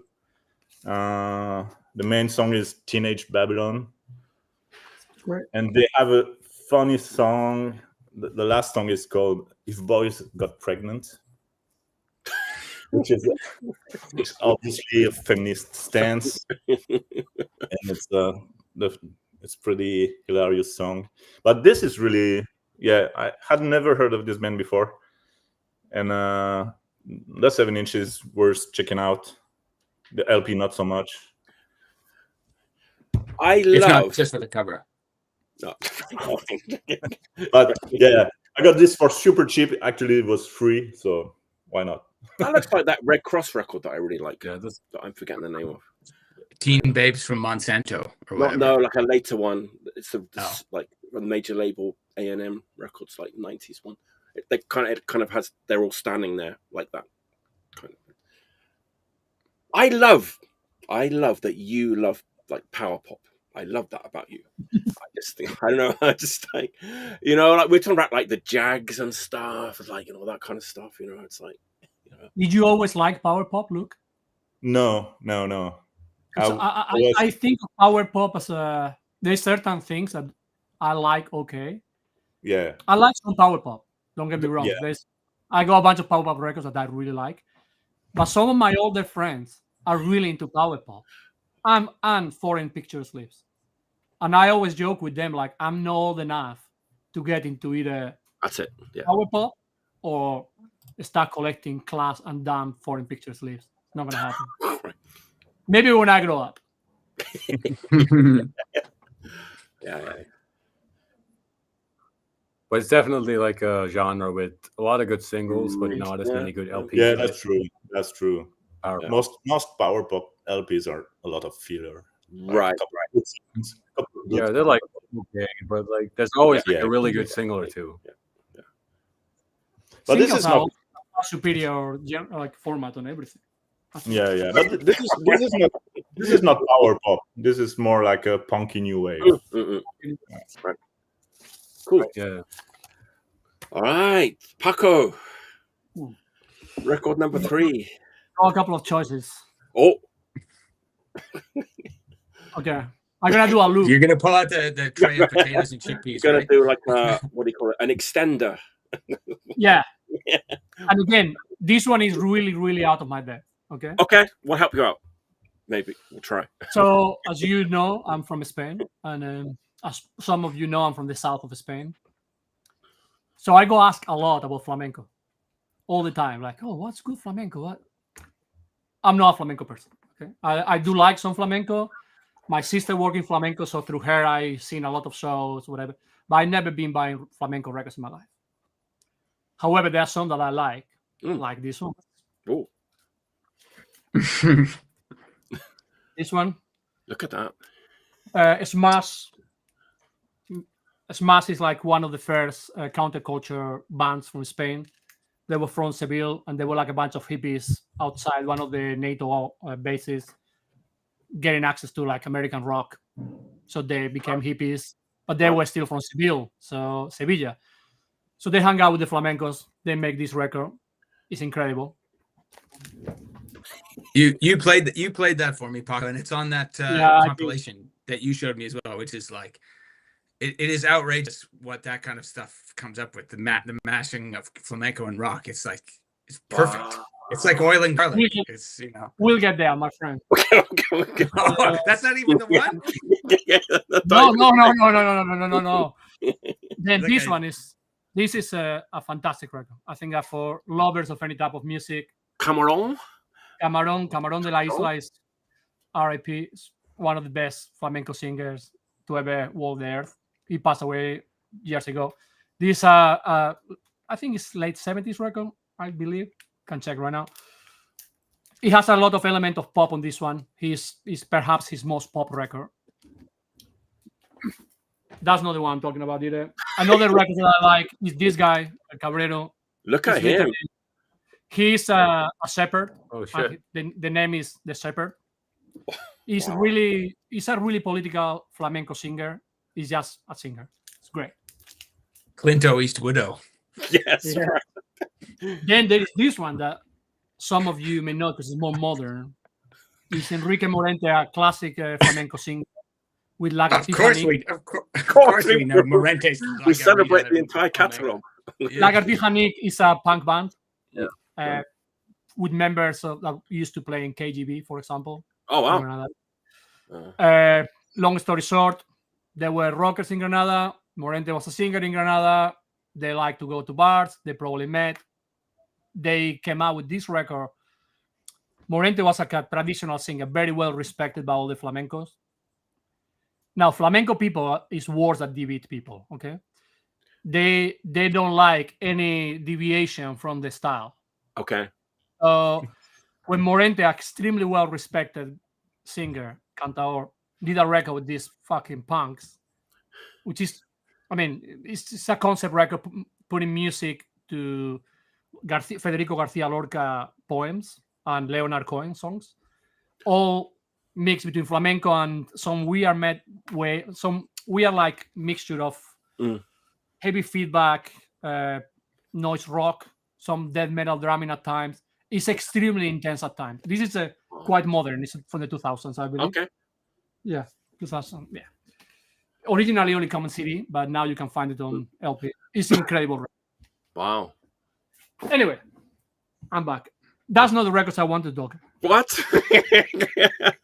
I want to talk about this record. Acropole, which is not a flamenco record per se. It's more like a... Okay, let's go back. Acropole was a label that existed in Spain from the 60s to like the 90s. At the beginning, they were doing a lot of like traditional Spanish local singers, but then they started putting out a lot of singles in the 70s of rumba. Do you know what rumba is? So rumba is, flamenco. Let's say that flamenco is a really pure genre of music where it's very dramatic. There's a lot of intensity. There's a lot of things that can be explained in theory now. It's because it comes from the inside, whatever. But they have really strict sound genres. Then rumba is perhaps a more pop approach because it's a mix of flamenco with the Cuban rhythms, like South American and Caribbean rhythms. Okay. But it's really fast too, isn't it, rumba? Yeah, well, it has a lot of percussions, and the good thing with them is like on the 70s. I mean, Franco was still alive. Obviously, he died in 1975. Most of the people on this record are Roman gypsies that were signed by this, I believe it was Egyptian guy who came to Spain as a music producer and started this label to putting out all these like new rumba, but in Madrid. Rumba Catalana is slightly different. This was like pretty Roman Gypsy, pretty like freeform. And there is like a very thin line that joined this movement and this label, I think, with punk. Like, I think that the approach of these records, of all these singles, this is kind of like a KBD comp style with like selected songs from the discography. They're really amateur. Like, they describe on the inner notes the process and everything, and usually there will be one singer and whoever they could find, like, because people will be partying and forget to come to the session or whatever, so they will call his cousin, his nephew, whatever, and they'll show up, record there and there. The picture of the sleeves, all the pictures are like really casual, and it's because it's the same. There was no way to put these cats in like a photo studio to photograph them. They just like, whatever they catch them, they gave him a jacket, took a picture, that was the sleeve. They have made them all, like, they were like 500 only in theory. And the music is incredible. I mean, it's very, very catchy. You can dance to it. You can like, it has song structures, like a flamenco. Sometimes it's very hard to follow. And at the time, people say that this was like the only type of music that was purely Spanish, and the way the label operated was quite DIY. So I think that by the timeline and the era, this predates Draw and all the original Spanish independent labels, which then operated on the same terms, I suppose. And the record itself is great. It's like I think it's 12 songs with a lot of hits, but it comes with a little CD with extra tracks and a lot of inner notes, which are super sidecar. Cool. Yeah, and I can't recommend you enough to find this. After that intro, I'm going out and buying this as soon as this is fucking done. Wrap like it this up, guy, this single, Tony el Gitano, El Fracaso, Tony the Gypsy. That song is incredible, like top pop song. You need to track it down. And that's that, really. Wow, amazing. My elevator pitch. Oh, interesting. Is it? It came out. Is like it hard 6 to find? years ago, Like, I think. is it? Okay. Maybe more. Right. I don't think it should be too hard to find. I mean, this it's not bootleg. I believe it's a real label called Tempo Records. And yeah, it's definitely put together with a lot of care, a lot of love. The record looks great. The inner notes are fantastic. They're all in Spanish, but there is one side that is in English. Not everything, but just like a part of it. And yeah, you should check it out. Probably very easy to find in Japan. I'm kidding. Right. Lucky. With Obi. Yeah, with Obi. All right, Ville, what's your third pick? Oh, this is so much fun. This is it's a band I love a lot, but I don't get to talk about it because I don't think a lot of my friends listen to it. But you probably know it. It's a band called Proletariat. Oh, nice. And this I love first the Summer Holiday and this one especially. I feel like it's really overlooked because no one talks about it. It's not like a pricey record, and it's not hard to find either.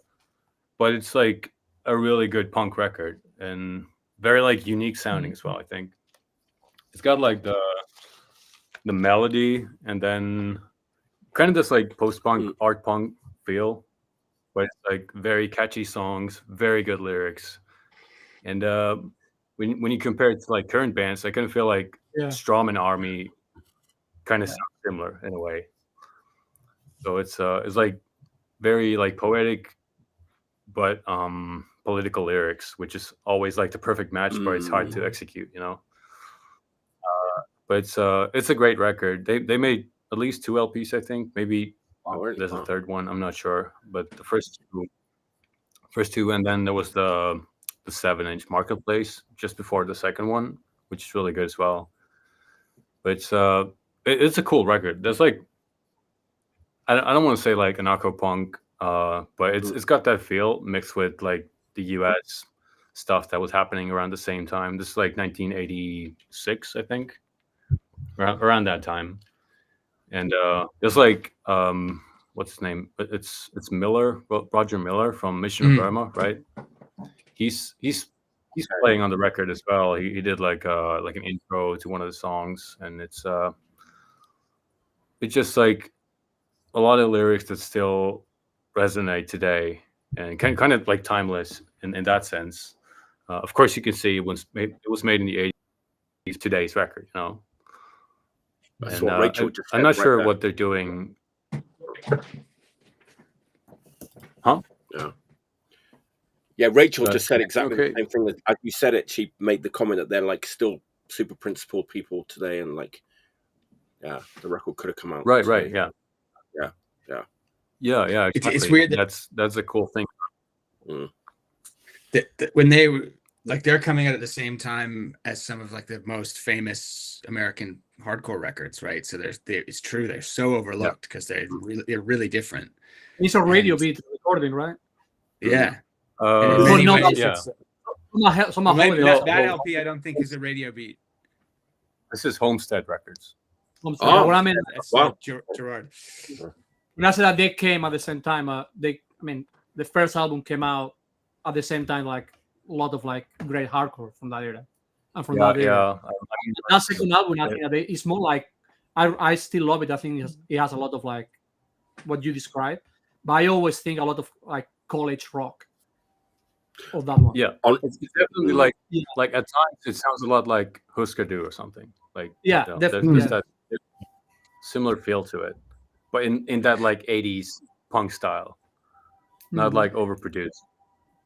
It's a weird home in a way for those impulses. They're all coming from the same place, and the politics are really sound and interesting. But then you just sort of like, well, how do I exist now? Okay, I have to just find other people that are playing sort of tuneful music, and hope that I can try and exist there as well.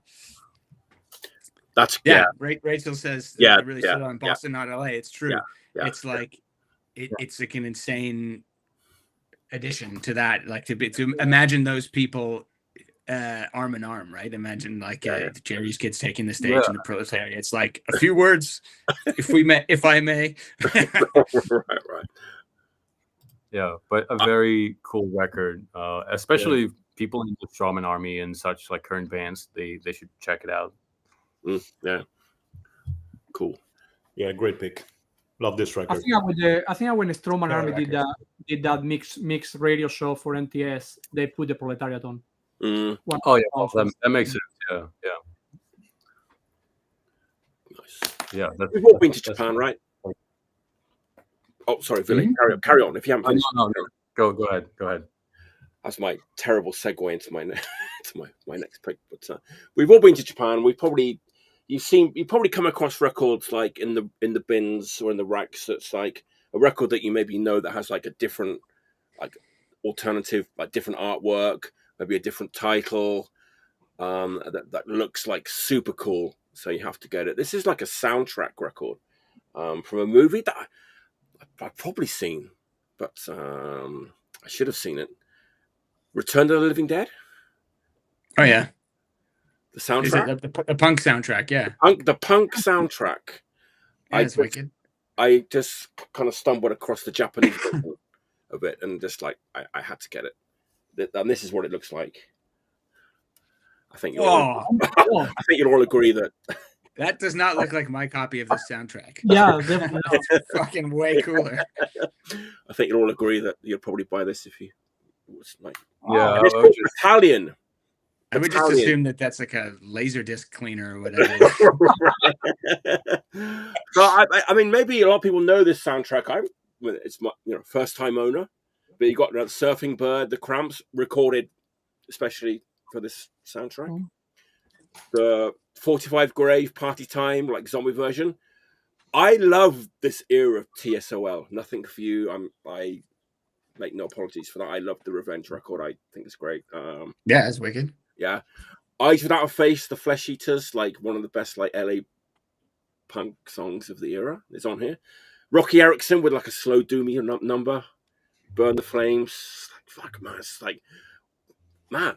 And then like side 2, okay, you get The Damned with Deadbeat Dance, which they also recorded just for this soundtrack. So I think it's the only place you can get this song, I think, unless there's some like CD thing. But it's like they recorded this when they were doing Phantasmagoria, right? And I think they were asked. There was like the label owner of like Big Beat Records knew that some people who were working on this movie, and they were asked to write songs. So they knocked it out in like a couple of days. But it sounds more like a Black Album like outtake. That song is like, it's way more punky than anything on Phantasmagoria, but recorded at exactly the same time. Love, okay, and then we've got Love Under Will by the Jet Black Berries. I had to look this up. It's kind of a rockabilly kind of tune, right?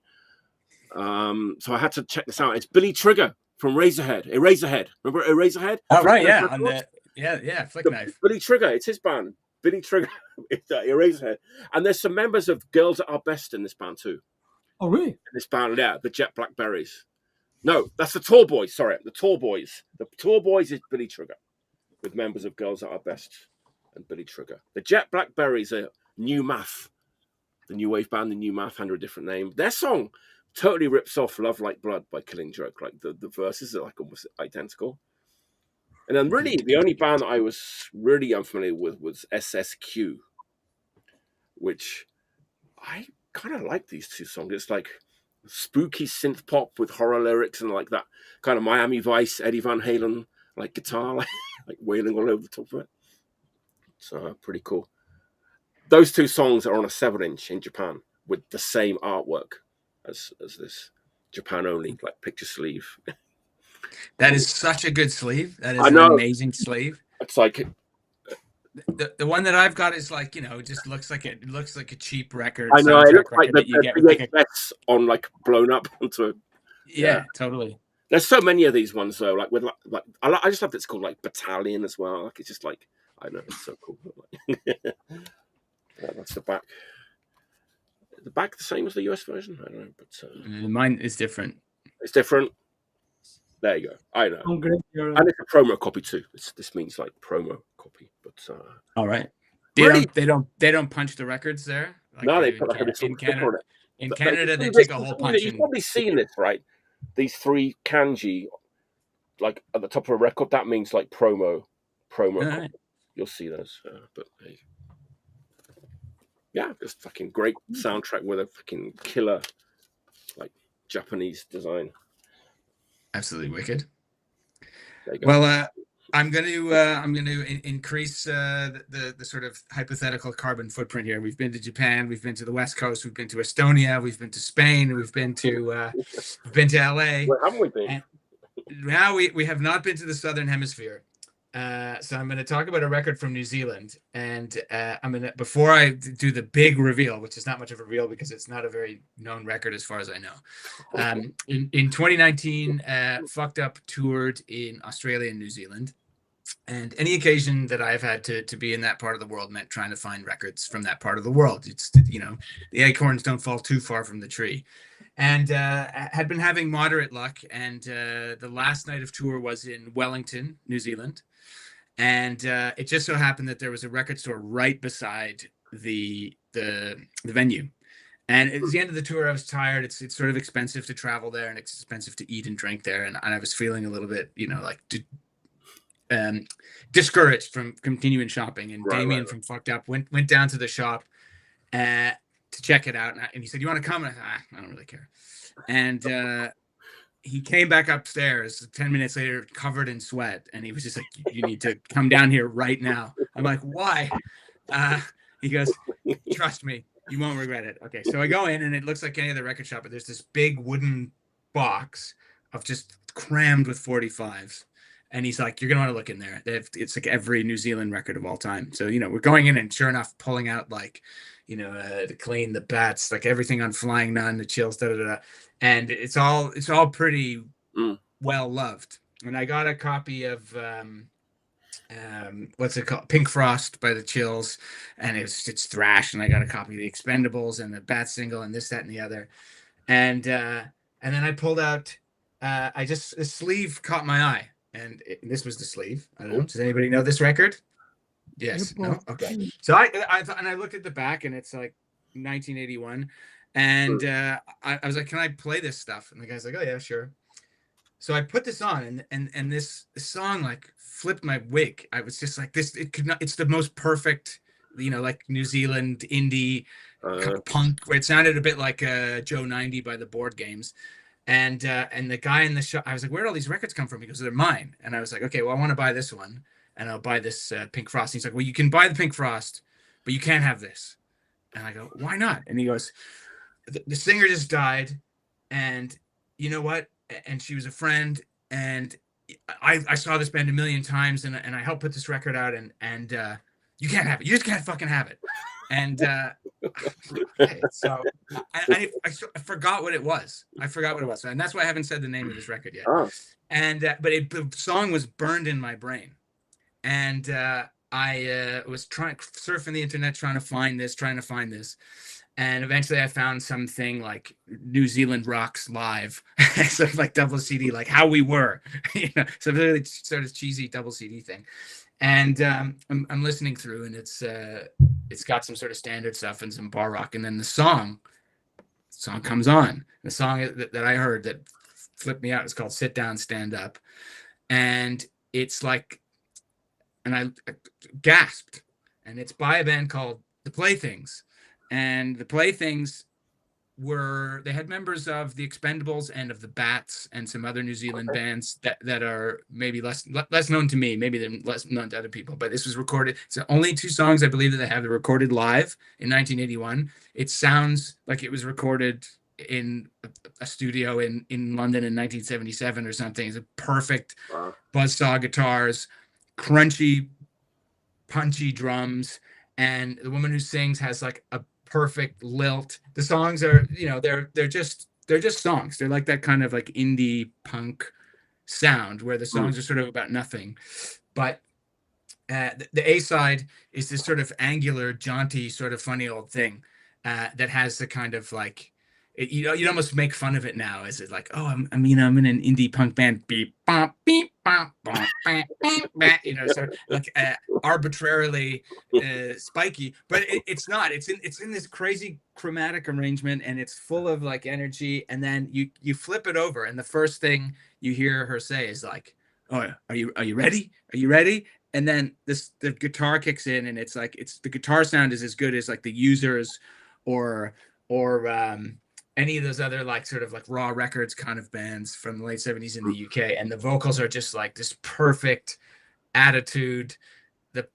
It's pitch perfect, temperature perfect. And I looked up the record when I figured out what it was, and it's really expensive. And quite recently, in the last few years, there was a 12-inch reissued of these 2 songs and everything else that they'd done. And I was talking to a dear friend, Dan Valor, and he knew all about the band. And I think he knew some of the people involved because he was heavily involved with distributing music from New Zealand, especially Flying Nun stuff. This is not on Flying Nun. This is self-released as far as I can tell. It just has a sort of nondescript label. And I said, he said, if you're going to buy this reissue, I know you said you like the Playthings. If you're going to get the reissue, it's online now. And I missed the last copy by a day. Yeah, so yeah, it sold out instantly. And really? I said, Dan, I'm really sorry. I missed a bag. I didn't get the colored vinyl. I couldn't even buy the regular one. He goes, you know what? I'll bring you one next time I see you in London. And so next time he came to London, he sort of nervously handed me this bag, and I was like, there's no LPs in here. And he generously gifted me this single, and I won't forget it. It is a very strange sort of little blip in the universe, and so I'm very grateful to have it. Thank you, Dan Valor.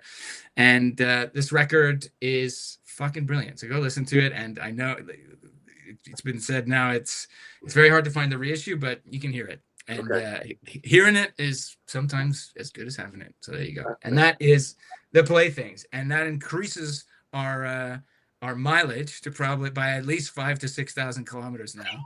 So we're slowly ticking off the continents. So we've had Brazil, North America, East Asia, Europe, and the Baltic, and like so let's keep it up here. Luke, no pressure. Wait. Yeah, no pressure. You're like, yeah, I got this great Ulaanbaatar. Oh, sorry. I don't have any crazy story about most of the records I'm showing today. But I've been revisiting this, and this is from, we haven't shown one yet, from Finland. Oh.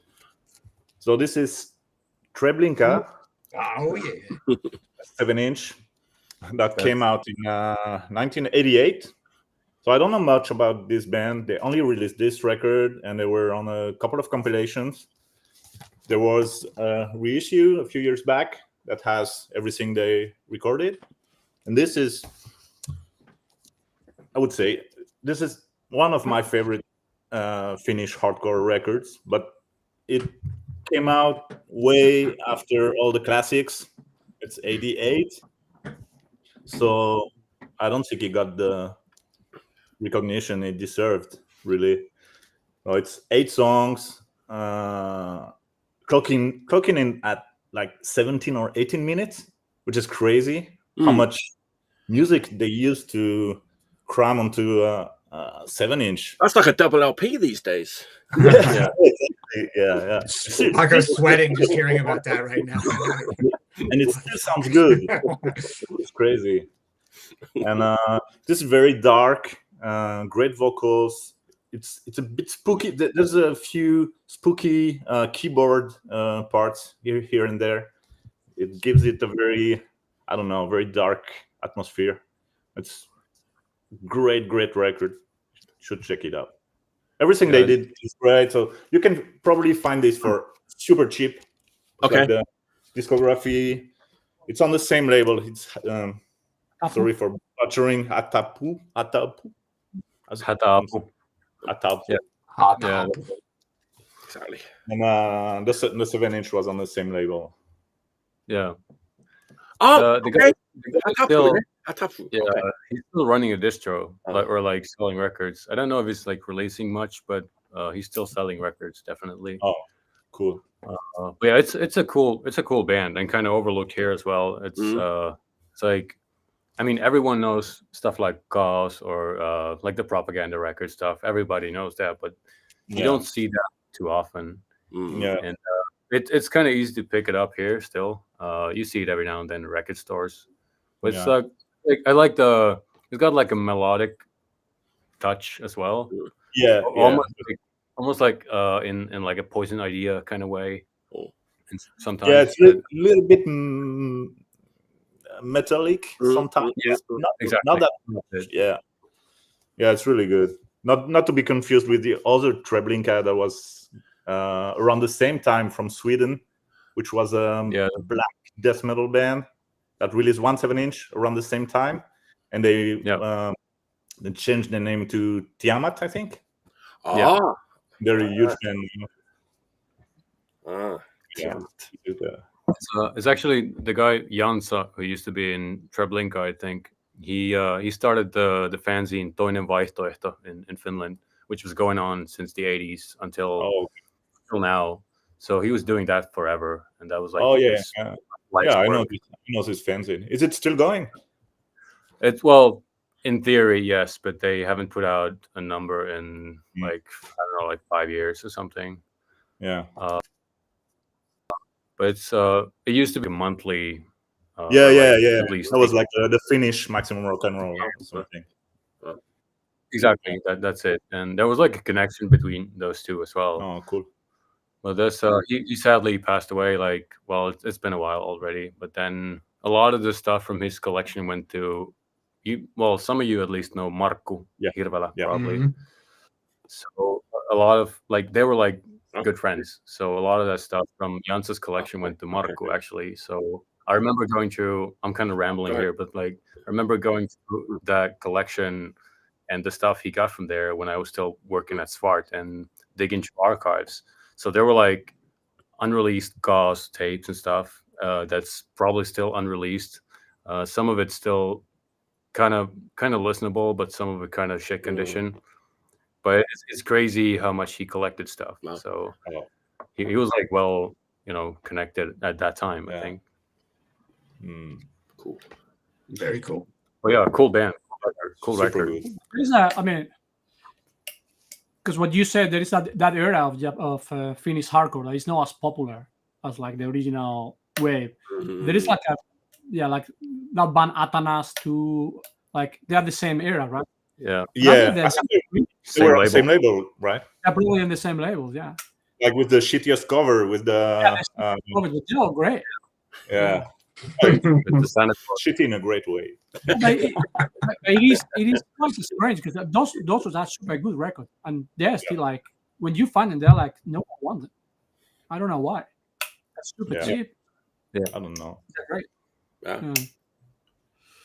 Well. Yeah, they don't get the hype. Yeah, not yet. Not until now. Until now. Until now. Yeah. All right. Paco. Okay. I'm just ready to get my wig flipped again. Like, no. Flip our wigs, mate. Flip our wigs. Yeah. It's gonna build it up with like 5 records. No, that's a record. 2 songs, 1 record. Colombia. Oh, nice. Oh shit! I love that. Parabellum. Yeah, that's amazing. Yeah. This is Parabellum's first record. Ultra metal from Colombia, Medellin. Again, I didn't want to use the AV word, but I think that you can use the AV word with this. This is definitely so out there to the point that you don't know if this. I want to think that it's not an accident, this recording, but it may be an accident. It just sounds like they are at times it sounds like they are playing completely different things at completely different speeds. Somehow the result is like this like extremely unique like mix of like very early black metal, because this is really, I mean, it's recorded in 87 but created in 84. They were playing since 84. Mayhem members name them as like some of their influences. Right. A bit of death metal, a bit of black metal, but a lot of punk. In my eyes, the drumming is like completely out of control punk. The themes are extremely dark. Like the whole vibe of the record is like kind of violent, and I don't know, very hard to describe record, but definitely like one of the most, for my liking, the most interesting metal records I ever heard. Yeah, it's very unique. Another one that's like really unique from that era, that part of the world, is Reincarnación. Members, I believe members of them playing Reincarnación, right? Oh wow. Yeah. No, that's a crazy record. Yeah, that's crazy too. Some of them playing Blasphemia, no, in Reincarnación. Right. And right, HCAP, Hairpins. I don't know if you heard the one that some of them have now, Organismos. They have like a couple of CDs and an LP. It is kind of like as mental as this record. They put out a record, Me Saco Un Ojo, like 10 years ago or 12 years ago, which is relentless. Oh. And it's like listening to 2 records at the same time. That's the sweet spot. Right? Unfortunately, it's kind of ugly, but it's a great record. Yeah.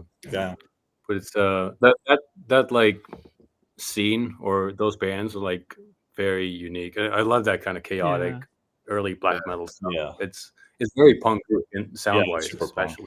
Have you heard have you seen the video? Sorry. Have you heard the Astaroth? Astaroth 7 inches. One of my favorite metal, ultra metal records. So you know the Reincarnación, them like I don't know if you heard the Nevidos records. The Nevidos, the first one, Guerreros de Lucifer, is like such a fucking black metal record. It sounds like nothing. It's so thin. It's great. But I was saying that you. What did you say earlier, Mike? Like a fat, feisty bee in the background, or whatever. Something like that. Feisty wasp in the distance. Feisty wasp. There is some video of Parabellum playing a Battle of the Bands in back in the day, in I don't know if it's a stadium or a bullfighting ring or whatever, like a huge arena with like, I suppose it has like sand on the ground or something. The amount of people going absolutely crazy to these like long hair like weirdos playing super dissonant black metal it's something to be watched. I invite you to go and check it. Yeah. It's an experience. Yeah. Beautiful. So yeah, that's that. That's cool. Primo. Yeah. Killer. All right, where are we? Ville. Fourth pick. We got 2 left. I'm gonna do this in case we don't have time. I think we're gonna do the full one. Monty. We're gonna do 5, I think. Yeah. Oh, anyway, this is my next pick. It's you probably know Bella Miliona as like one of the earliest Finnish punks who put out records, but this is like 1980, and it's like when he started doing more like new wave. It's got keyboards and stuff, melodic stuff. And the crazy thing is the lineup is amazing. So it's got Andy McCoy from Hanoi Rocks and guitar. Got Sam Yaffa from Hanoi Rocks and bass. Wow. And they were like 17 when they made this record. That is so fucking cool. They're like, and when you hear it, it's like this is another like childhood record for me. I picked it up like, I don't know, 20 years ago for like €2. No one cares. Or they made so many of these because he was like big. It's a major in record? Finland. Is it on a major? It's Johanna. It's the same who did like a lot of like Polakista and a bunch of like Lama. early 80s. They did Lama and the Pohjola compilation, stuff like that. Anyway, it's like a new wave, kind of like when the Damned went on to like Phantasmagoria kind of style, but in Finnish. And then, I mean, even parts of it, if this was in French, it could even be like a current Oi record. I like parts of it. You know? It's like a very, very cool record, very good songwriting, and it's like this funny pocket in time that only existed for a very short time. And like right after the recording, Sam Yaffa and Andy McCoy went to Stockholm with Hanoi Rocks, and then like Hanoi Rocks happened. They got big, and they didn't even play the record release tour or anything. They just did the record and then just kind of left Finland. So this band only kind of exists on record, which is cool. But also, like, there's no recordings of like live shows either. So I don't know. Maybe they might have done like a reunion at some point. But reunion is a reunion. That's different. So, but very good, like melodic songwriting, catchy choruses, catchy backing vocals, good production. Like the production is perfect for this kind of music. It's like bordering kind of like power pop, new wave, and late 70s punk rock. So it's like you heard the classic Finnish like punk rock stuff from the late 70s. That's kind of the style that's in there. And this record is like, it's like big here. Everyone knows it here, and the songs are like, you know, at karaoke bars. You can find it. It's there. That's cool. Jesus. Ville, show the record again one more time. And let's get a name check on the record. Let's have a look at it one more time. Pelle Miliona. There you go. Oh no, Oi. Pelle Miliona Oi. And Oy is like it's the same as like Incorporated. Like okay. It's like Pelle Miliona Incorporated. My alley. Yeah, it's a cool record. Not expensive at all. But I think like everyone here knows it, but not so much outside of Finland. It was never like a big thing anywhere else. But the guy is still going. Now he has like a band that's playing all his classic songs with like younger guys. And it's they actually played Punta a lot last year, and it was like everyone was singing along to every song. Like it's a very good record, and like I've heard this a million times. But it's one of those things that when I put it on, it's just always good and always catchy. And still amazes me how these people made it at such a young age as well. Like the songwriting is just like exceptional for a 17-year-old. So yeah, that's my pick. Should be easy to find. I can get you a list. Like I guess we're gonna make a list after the show anyway. Yeah. Yeah, very good record. Right. I think my last pick can have two kind of tie-ins from what we've talked about before. 17 years old and Jap Rock Sampler book. We talked about that, right? A little bit. So Maki Asakawa. Everyone knows Maki Asakawa now from being in the Jap Rock Sampler book. Amazing, like, singer. This woman is not in that book, and so you can still find her records for super cheap in Japan. I was going to pick like a newer punk record, but I got to keep it real. I've been listening to this woman's records every night in this fucking oppressive, brutal heat. The sun goes down in Osaka. It's humid. You know, open a bottle of fucking Ebisu beer, dim the lights. I'm setting the scene. And like, this is like, I celebrate this woman's entire catalogue from the 70s. But if you're in Japan and you see any of her records, this would be the one that I would recommend you go to first. I'm talking about Hako Yamasaki.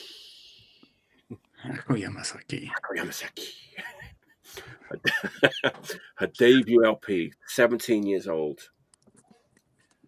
Man, songs about love, life, loss, regret, Family Mart egg sandwiches. This is such a melancholic, like, beautiful record. It's a folk record, I guess. She does get compared to Maki Asakawa. Maki Asakawa is more bluesy and jazzy. This is more rustic folk. We're talking about enka a little bit, right? I said I was going to mention enka. It's like Japanese folk mixed with enka. It's got those enka melodies. They're always so. If you've ever been to like a really, really old school, like Japanese karaoke, where there's like no napalm death or anything, it's just like old enka songs. It's beautiful. And I mean, 17 years old. It makes this record sounds mature, like way beyond her years. She's got this beautiful voice. It's haunting. It's sad. I love Hako Yamasaki. And first pressing, second pressing, 1975, 1976. Just beautiful, sad, beautiful folk music. There's one song she has actually, and if you want to check out Hako Yamasaki, one song. It's called "Wondering," not "Wondering," like "Wondering." Man, like if you don't feel some emotion when you hear that song, you might not be living. She does the howl. She does a howl in this song, which is like, it chills you to the bone. This record is worth it just for that one song. It's beautiful. I've got to keep it real. I've been listening to Hako Yamasaki like every night for the past 2 weeks. She has like 10 studio records from the 70s, something like that. But that's the one to get. Or at least to start with. Start at the beginning. But I like them all. But I think, okay, it's typical like Japanese thing where the further you get into the discography, there's more major label record company interference. We need a hit record. You know, like it gets more and more commercial, so as you go along. But I still like those records too. But her best songs are the ones where it's just like her voice, her acoustic guitar, maybe some other acoustic guitars and an upright bass, and those are the best songs. They start adding sort of string. I like the songs with strings too, but this is probably my favorite. Her first record. Julian Cope. Never discovered this woman. It's coming. We hope that Julian Cope is not watching this right now. Otherwise, not before the rest of us can run to the get some ideas for his next book. Paco, I'll meet you at Atlantis Records in 15 minutes. We're going to go looking for this record. Beautiful, just beautiful, especially like late at night, hot days. Yeah, that scene you said when I was a teenager, I got Marquee Moon by television, and it was an extremely hot summer in Toronto, and it was when the sun goes down, you open the windows, and I would just put that until I fell asleep, and it was just like, you know, you bond with things in those. It's just summer, you know. Just beautiful. I just start saying it, just like a shiver down the spine. Beautiful. Hako Yamasaki, my last pick. 70s Japanese folk. That That is very beautiful and a very calm tableau you've set there. And I'm going to. I had two things that I was considering for my last pick, so I'm going to completely upend the calmness and rip us straight back to Finland with a record that I know nothing about. And I picked this. I got this also at this shop in Toronto, LPs, and it's really unlikely that you would find a Finnish punk record, let alone a Finnish hardcore record. I had no idea what the hell this is. Don't know anything about it. The sleeve might be photocopied. It was $3, and it is called Syyt. And Ville, I kind of brought this because I hope that you might know what it is, and maybe everybody knows what this is except for me. I mean, I've had it for a long time, and it was like burned in my brain as soon as I heard it. It's fucking so punishing. It's like the most brutal sounding record. There's like absolutely zero nuance. It would make a summer night feel like the winter in Helsinki. Yeah. It's fun. And then you just wonder sometimes when records aren't known, I'm like, are these guys like Nazis or like convicted something or other? Or it's just sometimes they fall through the cracks. I don't know if this is a photocopied sleeve, if there was an looks like a very DIY sleeve actually. Yeah. And anyway, this is like extreme brutal stuff, and the sleeve, the labels are blank, but this one is printed on the back end of what seems like they just turned a different label inside out, and the artist is Kari Tapio, and the song is Tanssi Lupun Rakaruden. I don't know. Yeah, Kari Tapio was like a huge like Schlager singer here. He was like a national treasure kind of. Well, now he's home to Syyt, and so like it's actually Syyt is it means the Finnish army. Oh, really? Yeah. That's like how it was marked on like army gear and stuff. Like it said Syyt. Right. So it was like the Finnish army. That's where they got the name from, I guess. I think they played some shows as well, like not too long ago, and maybe recorded something as well. But I don't remember listening to the new stuff because I'm just kind of, when it's good, it's good enough in 1986 or whatever. Yeah, I mean, just maybe keep it there, right? Yeah. So it's recorded in January 1986 at somewhere named Sound City, and 5-song EP. Each song is absolutely more harrowing than the last. And when I put this record on in the shop, the guy, like I said, he's in this kind of like experimental band. He's like, "Oh, you're not gonna like that." I was like, "Why?" He's like, "Oh, fuck, it sounds terrible." And I put it on, and it's like, and it's just like super driving. It sounds tougher than like any hardcore record.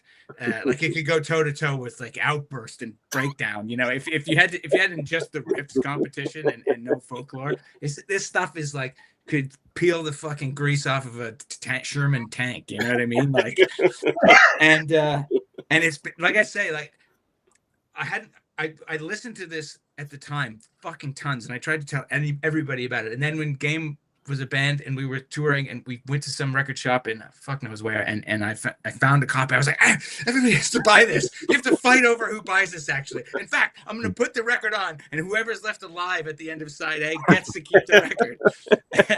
And I don't remember who bought it. Like, I think it was like all Nicky Cage. Well, you can check who's still alive, right? Yeah. And then but yeah, and I put it on last night, and I was just standing in the lounge going like, anyway, so this is like strong music. It's very strong music, but so I'm glad. So is that? Do you know much more about them other than like they were just around in the mid '80s and? No, not too much actually. It's one of those bands that not a lot of people here, except for the old heads. They all know this band because they saw it back in the day. But yeah, it doesn't get any hype here really. But then a lot of friends from outside of Finland always like talk to me about this band. Like Nicky Rat talked to me about this band. Sure. So maybe he picked it up on that tour. So. No, I showed him the record. Right. Yeah. So he won the cage match. But yeah. Okay. Yeah. So, but I don't know if this is. I guess it's not a bootleg because it is like they just reverse printed these fucking labels, which just cracks me up. Like. Yeah. I mean, if it is a bootleg, somebody went through the trouble of finding a Kari Tapio record. And, it ended up in Canada somehow, which is just also, sends me completely west. Like, what the fuck is going on? Like, how did this get there? Like, there's not a lot of Finnish records in Toronto, other than the ones that exist in like Martin from Career Suicide has a lot, and Damien has a lot from Fucked Up, and I have at least one. But there you go. So anyway, I in a conversation talking about a lot of different music and a lot of different styles, I was like, oh, I'm ending this UK DIY thing. This is my other final pick. It's one of my favorite songs of all time, and I could have waxed eloquently, but I was too curious to know. No, I like that pick, the Finnish pick. Yeah. So I mean, it's a good one. Like, it's one of those like forgotten records from here, I think, for that era. Yeah. So and again, it's when I talk about the Agata one, it's the same thing. Okay. Yeah. Right. Okay. They have more than one single, right? Yeah, I think they did like a couple 7-inches back in the day, and then there might have been like a compilation later on. There's a CD compilation with some singles. I think. Right. Yeah, that's it. It's terrifying. It's just like getting yelled at. Like, I mean, lots of the music we like is, but this is just like, I always feel like worse after I listen to this record. You know what I'm saying? Just like sit quietly after it, you know. Yeah. Sorry. Go make a cup of tea and like get under the covers and watch some fucking soap operas for a while. Yeah. Anyway, there you go. Happy days. I saw Martin the other day. Just you mentioned Martin. Yeah. He was in. I saw you. That was good. Good photos. Yeah. I'm sure you left him in pieces after. I tried to. He was very adamant that he was only going to have like a couple of beers and head back. Only like 100 beers or whatever. Yeah. All right, Luke. What's your last pick? What you got? Okay, my last pick is from a country we have not covered yet. I think, and it's I was there last month. It's Poland, and this is a classic from Poland. It's the first post-regiment. Post-regiment. This is the reissue that came out last year or something on Refuse Records. And so this is the first LP, came out originally, I think, in 91 or 92 or something. And it came out on CD and tape only at the time. Oh, really? I think it was reissued on LP like 10 years later or something like that. Really flimsy, like black and white cover, right? Exactly, this one. Oh, okay. All blurry and pixelated and shit and very cheap, you know. And so this gives it the treatment it deserves. It's a gatefold LP, and it comes with a huge booklet. It's chock full of pictures, lyrics, translations, flyers, and stuff. And it sounds great. And this is an absolute classic. Yeah. Probably one of my very favorite Polish punk records of all times. It's melodic, fast. Don't get any better than this. Yeah, absolutely. Hell yeah. It's a good record. I remember like reading reviews from Kohti Tuhoa, and a lot of people mentioned that band. Like, oh, really? Did reviews of Kohti Tuhoa for some reason. So that's like I just remember the name popped up like everywhere when I went through like the record reviews back in like 10 years ago, maybe around the first LP at that time. So yeah, that's really melodic too, right? Like, yeah. It's pretty melodic, and the recording is fantastic, though. Like, yeah, it sounds absolutely great. The playing is outstanding too. It's super tight. It's perfect. He has a studio, right? One of them, I think, it's the guitarist. Yeah, the guitarist. Smoke, I think is his name. Yeah. He played in this band called PESD. PESD. That prank, fucking incredible. Yeah, that was his project. I think it was a studio project. And this record is so good. So he masters.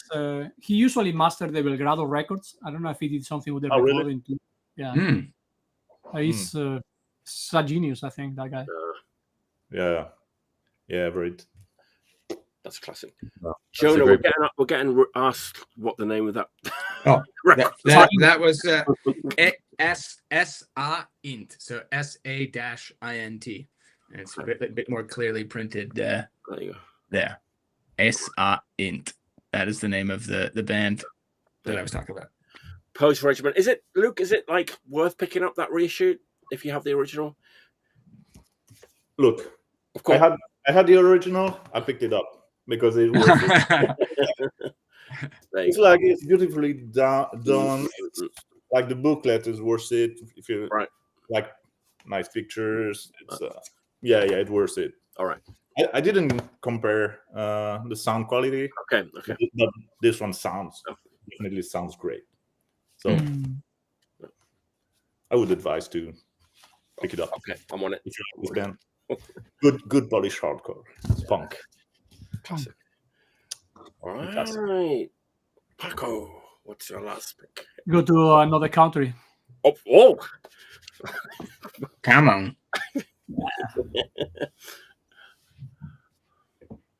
Oh my God.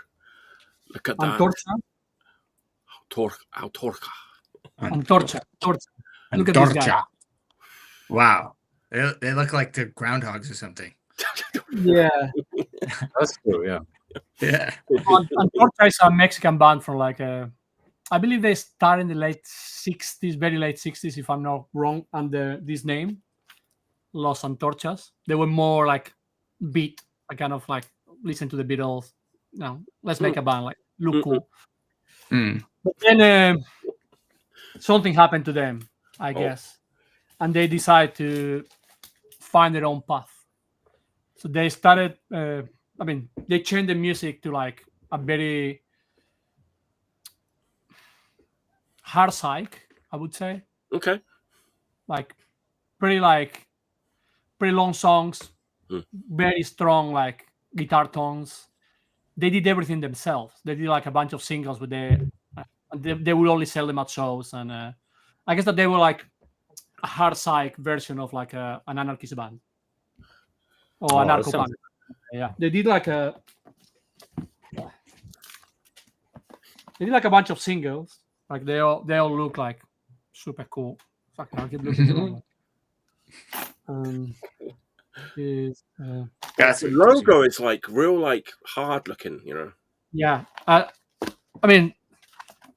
they have like a perfect mix of like very like powerful lyrics, very deep lyrics, but very poetic and like, and a great sound.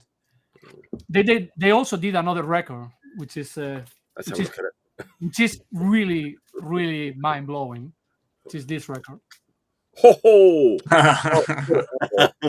Where this is like a bunch of the song of the singles. They play like maybe like 30 seconds of a song, and then some man and some woman read anarchist classics. Proudhon, Kropotkin. Yeah, it's crazy. Yeah, like they say sexuality, and they talk about sexuality. Wow. Anything that you can imagine. But yeah, they read Kropotkin, Bakunin, and Proudhon. Bloody hell. So when are we doing the Anarchismo cover band where the four of us can beat on a table and Paco can read some Bakunin? Do Anarchismo version 5. Anytime you want. No, it's a really, really interesting band in like every sense. Like again, it's like a DIY band. Sound-wise, it's like very fussy at times, very long songs like about like the struggle of immigrated people to the US. A lot of anti-imperialist songs. It's like the themes are like all right there, and for some reason the discography is very hard to navigate, even though they only have like maybe 5-6 singles and the LP and a tape. Because some of the singles, right, they have the same cover but different songs. Different labels with different songs. So maybe the A side is the same, but the B side is different. So I don't know how they were operating, but it's kind of confusing. Like a collector's nightmare. Yeah. It's great. It comes with like inner notes by the band, lyrics, translations. It's super easy to find, I think. It came out in Mexico maybe 15 years ago. 2007. So yeah, nearly 20 years ago. And I learned something every day hanging out with you there, Paco. I've learned a lot tonight. Like this has been absolutely wicked. Right? So much stuff I haven't heard. Yeah. Right. Yeah. All right. Jonah, let's hang out later. We'll listen to Antorcha. Okay. I said to myself, I'm not going to hang out with Paco today. I have to get some work done. But now I just going to come. You're not drinking so strictly psychedelics, right? You know. We'll go live our anarchy in the 5th dimension. All right, Ville, last pick of the day. Bring us home. Bring it on home. Yeah, no pressure, right? No. Yeah, it's there's been a lot of good stuff today, though. I gotta say that. Like I was like learning a lot, so it's always nice. It's good to learn. So this record is something I was like very obsessed about, and then I've been looking for it for like 10 years, and I could have just bought it with like a lot of money. It's not impossible to find, but kind of rare. And the format is kind of horrible. It's a flexi, so listening to it is always a risky. Like you're always scared of breaking the record, right? But, it's this one, Deadless Must. There you go. But hey, it's a Japanese flexi. Japanese flexis are different. Yeah, that's different. They sound good, and they're like well made. I kind of feel like flexis from anywhere else sound like shit, and the quality's like horrible. Yeah. But Japan even had like 2-sided flexis to sound good. Like right. Like, how does that happen? Like I have no idea. But yeah, it's Deadless Must, and the record's called Rise Against. It's an 8-inch from 1984. 8-inch flexi. Yes. Yeah. I don't remember if we talked about the format last time, but it's a crazy format because I feel like it only exists in Japan. Was there like a pressing plant that offered like cheap records with this format or something? You know, it was like, I think so. I definitely know for a fact that like flexis are obviously cheaper than like 7. Right. Yeah, it was the 8-inch. The 8-inch flexi was definitely like a budget way. I feel like the 8-inch flexi is even more scarier to handle than a 7-inch because it's like too big. You know, it's still like flexi disc. You always need to like put something under it to not break it, right? Where do you keep them? I have like an 8-inch section. An 8-inch flexi section, of course. with like 7 records. You know, like, man, right. I was gonna say. I was gonna say a couple of things, but it's like, first of all, like Deadless Must, like their full-length records on Selfish are like were a bit disappointing, but I think like I was gonna get to that. I love that 8-inch and the 7-inch that came after. They're like really good. Yeah, the 7-inch is my favorite. The 7-inch. Yeah, that's a good one. But they changed the style more into like crossover kind of generic kind of US hardcore, like really yeah. And I was just like very disappointed when I heard that stuff because I heard this first. So like I was very excited about this band for a while, and then still am about those first 2 records.